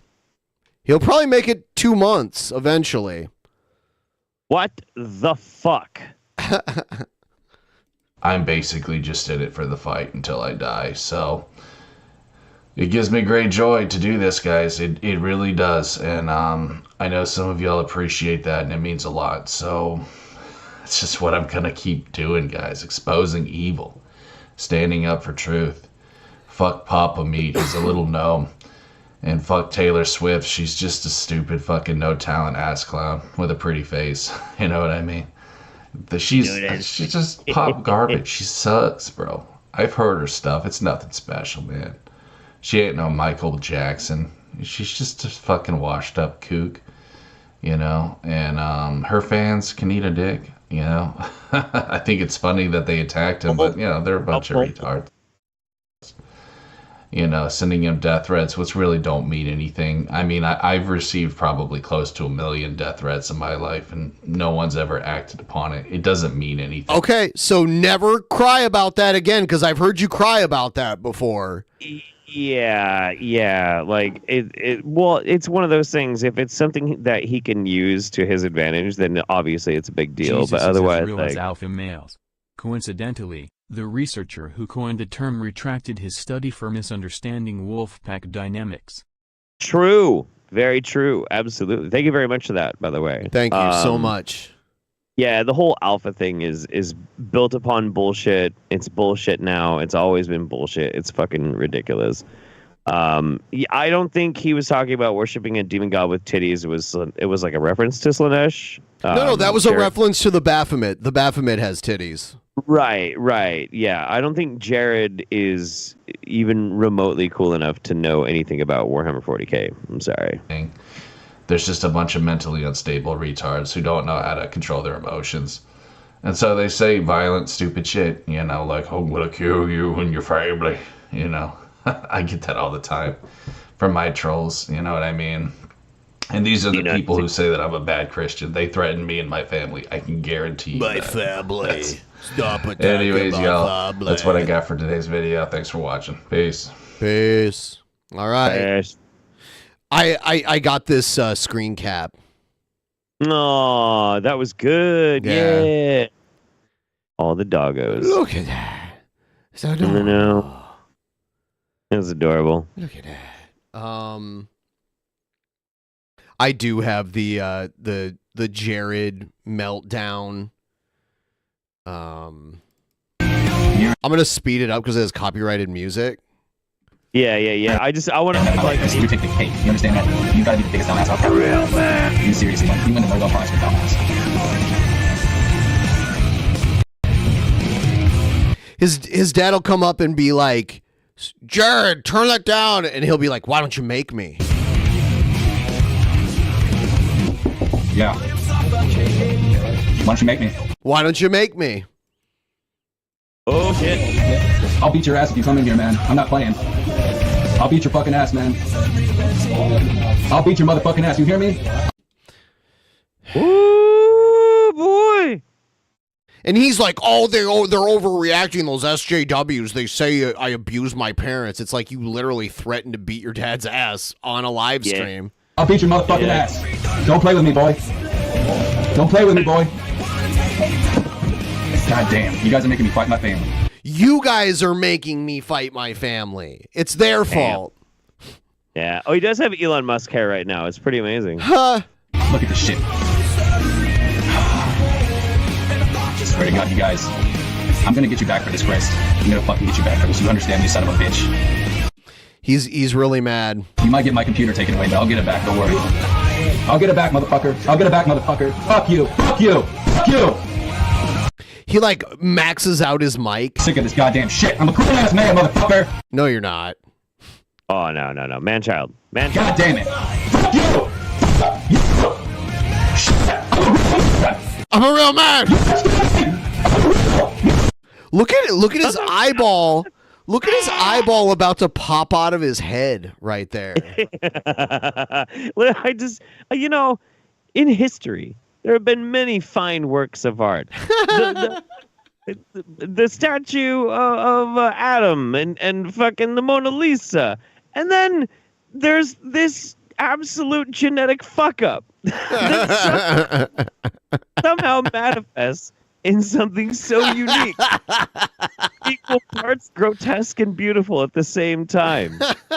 Truly, if ever there was an example that we could show that God is dead and never existed to begin with, and really that the universe is nothing but chaos and chance, it's this majesty. Fuck me. Shit! Fuck! I don't need this goddamn shit. You motherfucker, Chris, listen to me, you piece of shit. I will have the last laugh with you. I will fucking have the last laugh. You may have fucking ruined my family, but I'm gonna find out where you live and I'm gonna fucking end your life. You understand that, Chris? I'm gonna fuck. Now he threatens to kill people. End your sad life, man. This isn't over yet, bro. I'm gonna fucking end you, Chris. I know your name. It's Christian Thurston, and I'm coming looking for you, Christian. I'm coming looking for you, Christian. I'm gonna fucking end your life. You understand that? I'm gonna end your sorry fucking life. I'm gonna slit your goddamn throat, Chris. I'm gonna end you. Wow. Yeah. Wow. Amazing.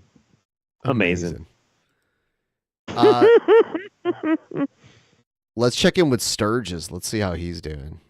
Oh, good. Hello, everyone. I'm Renown Zero, and we are back again talking about Nexus mods removing Baldur's Gate 3 Dame Aelin gender swap mod because it erased characters' original romance. We are for inclusivity and we are for diversity, says Nexus mods. I don't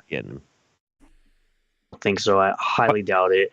Anyone who's out here talking all day for diversity and inclusion, you're weird. You need to stop. You need to go away. You're not a real gamer. You're a nobody. Just stop. It's all. So. Okay. Yeah. So this mod was basically removing the ability to like let Aelin do some scissoring. Apparently, yes. Okay, what a stupid thing to devote your time into making. Like, who gives a fuck? Because, like, the thing is, Aelin can also have a heterosexual relationship. It just so happens if you're playing a female character, then she can have the gay one. Like, you have to be such a fragile little fuck that you have to intentionally try and remove that part of the game. What the fuck, man? It's so weird. Oh, no, you're the weird one. Didn't you just hear Sturgis? I'm not the real gamer. The real gamers, listen, Sturgis, real gamers are all about retroactive censorship because it offends our sensibilities. That's what real gamers are. Woke signal BS points. This comes to us from bounding in the. I thought Aelin was one of the companions. She's in a relationship with another non-romanceable female character. Oh, I played Baldur's Gate like for 4 days at a stretch, and I've forgotten literally everything else about it. It's a good game, but it didn't hold my attention, so I guess I was wrong. My comics. Who cares, though? Once again, throwing their hat into the socio-political fray, Nexus Mods has announced that a user who uploaded a gender-swapping mod for Baldur's Gate 3's Dame Aelin, has received a lifetime ban and had their work removed after the site's administration found said mod to be antithetical to the operating principles of, quote, diversity and inclusivity. Clearly not. First uploaded to the site on December 3rd by Clearly the now banned user Yedlike, the mod at the center of Nexus Mod's latest controversy. Sir Aelin presented players with a reimagining of the recently released Larian Studio titles. Find the Night Song questline centering around the titular Aasimar warrior. Aasimar.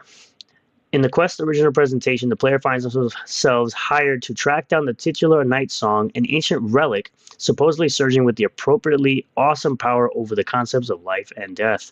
However, through the course of the adventure, it is eventually discovered that the Night Song is not an object, but rather Dame Aelin, a member of the angelic Aasimar race, who has been imprisoned by the Yeah, so I was going off the picture. And I thought it was I had to look it up. I thought that was just like Shadowheart in a really, really fancy fucking helmet or something like that. I just didn't remember what her name was.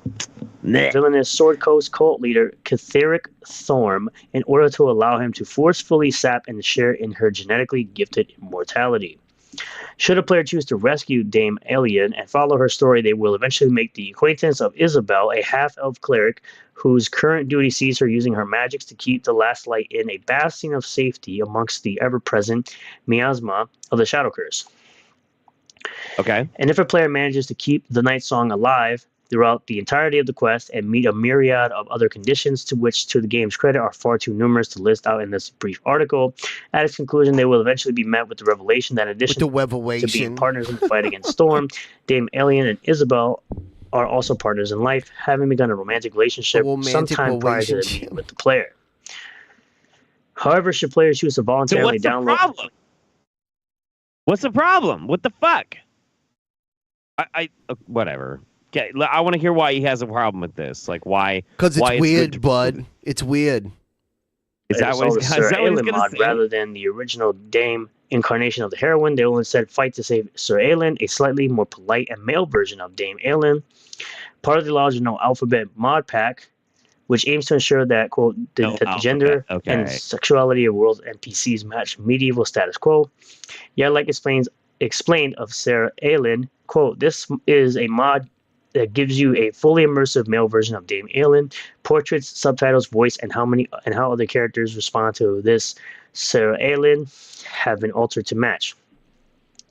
Closing out their description by taking a brief aside to praise Larian Studios' original presentation, the modder urged users, quote, Helen Kelly's performance was really good, so I do recommend you to experience her performance unmodded if you haven't already. Okay. However, just hours after the mod was uploaded to Nexus Mods and after a post on the unofficial Baldur's Gate 3 subreddit accused that Sir Aelin was not, quote, about realism and it's actually just about the developers of the No Alphabet pack hatred of queer people, went semi-viral. It's literally called No Alphabet. It's literally called No Alphabet. That is very specifically coded language to be like, fuck anything with LGBT. It's a fucking intolerance pack. Like, it's literally about that. They're offended, and so they're changing things. Like, what the fuck, dude? No Alphabet. Has been banned from Nexus Mods for violating our community rules. I don't know why you would upload your mods to this garbage website that's run by a bunch of commies, considering that they've removed other mods that really don't change too much about a game. I'm sure they'll get into it in this article. This appears to be a throwaway account created to upload a mod that attempts to skirt our community guidelines, explaining the site's administration of their decision. The mod in question appears to reduce diversity in Baldur's Gate 3 by taking a same-sex couple and swapping the gender of one of the partners to make them heterosexual. So absolutely, you can see here there's no inclusivity or diversity. Everything just has to be, put a chicken and make it lame and gay. What? The site then repeated the mantra, we are for inclusivity, we are for diversity. If we think someone is uploading a mod on our site with the intent to deliberately be against inclusivity and or diversity, then we will take action against it. It's funny because the person that uploaded it said to play the original mod and they praised the original presentation of the character. Put the caveat, so it's totally fine, right? As long as you just make like that little claim of like, actually, we really liked it, but anyway, you should, blah, blah, blah. It's so fucking lazy. Intellectual dishonesty, man. The person who voices the character, which is weird. But like that after hearing and saying all that this person would ban their mod. The same goes for people attempting to troll other users with mods deliberately to cause a rise. We aren't the authority on what users can and cannot mod, so then why did you remove the mod if that's the case?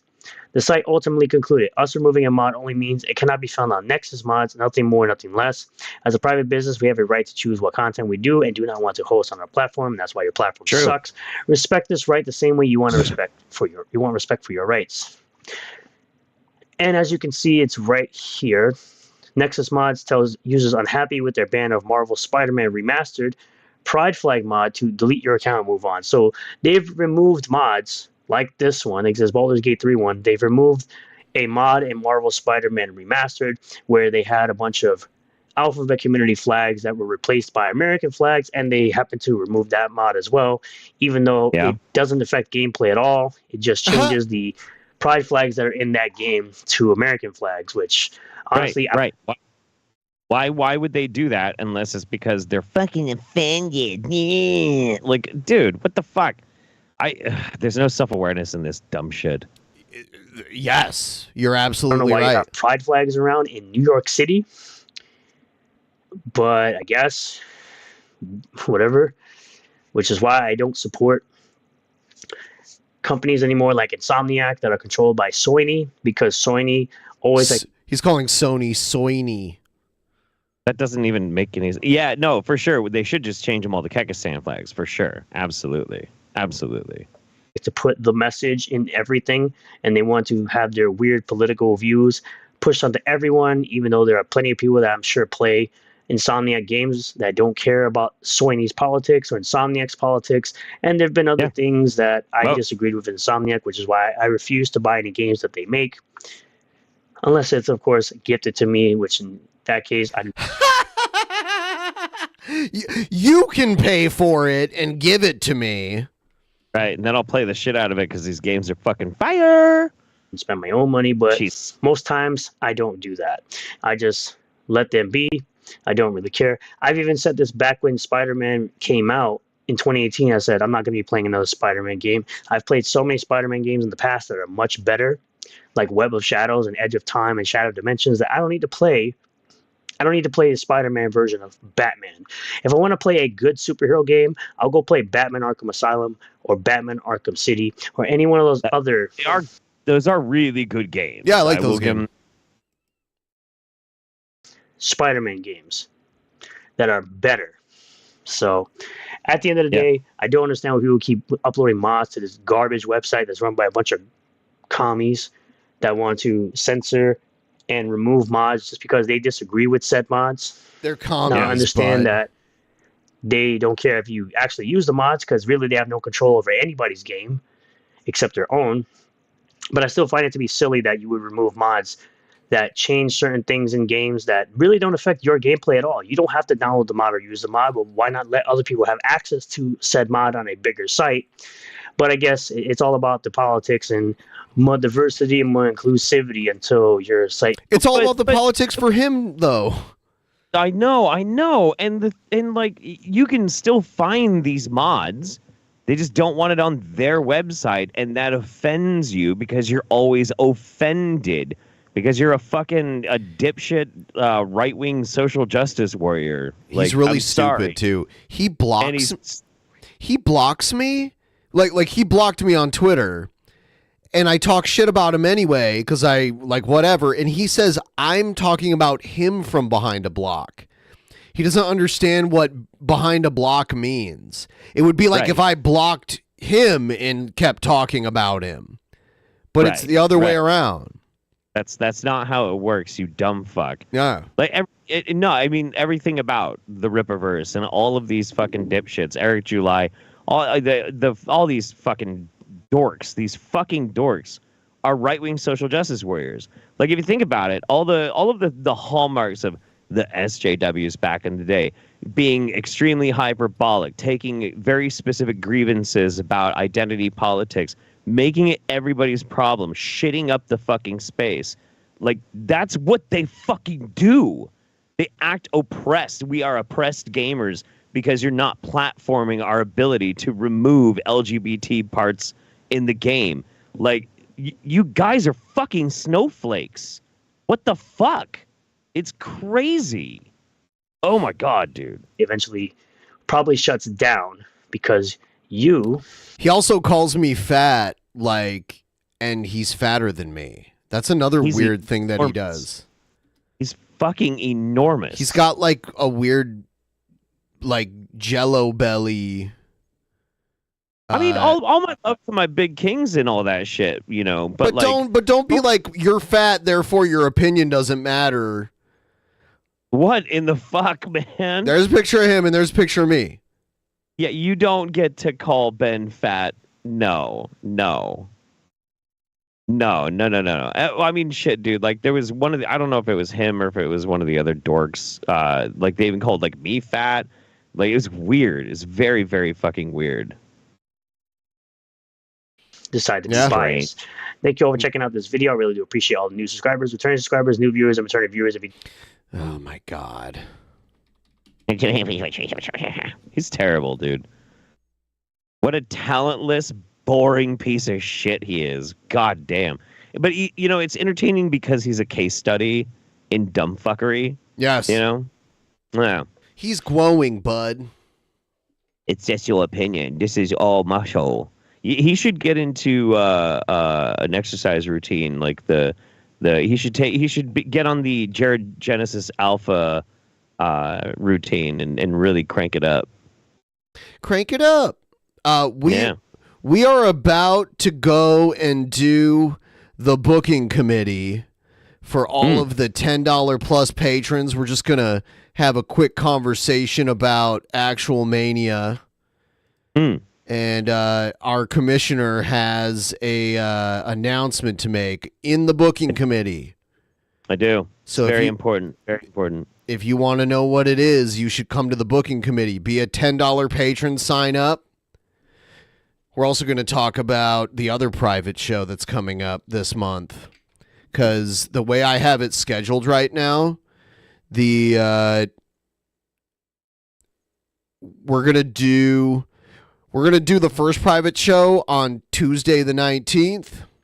I'm thinking we're doing another Spin Till You Spew, something like that.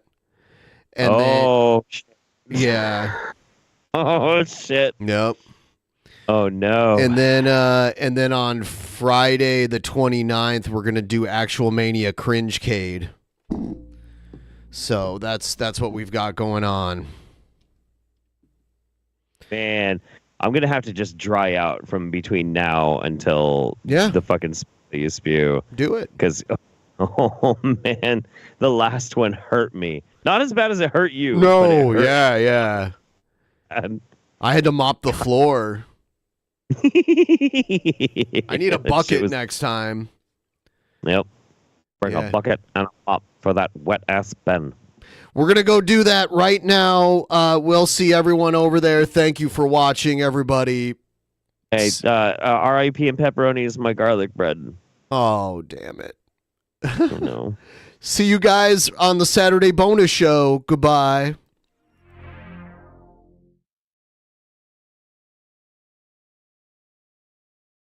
In the beginning, there was nothing. And then there was the Drunken Peasants Podcast. Drunken Peasants. Drunken Peasants. Drunken Peasants. Drunken Peasants. From the strangest corners of the internet, gonna get TP'd by Billy and Ben. You know where you can find them at. Get ready, cause they're gonna kick your... Drunken Peasants. Drunken Peasants. Drunken Peasants. Drunken Peasants.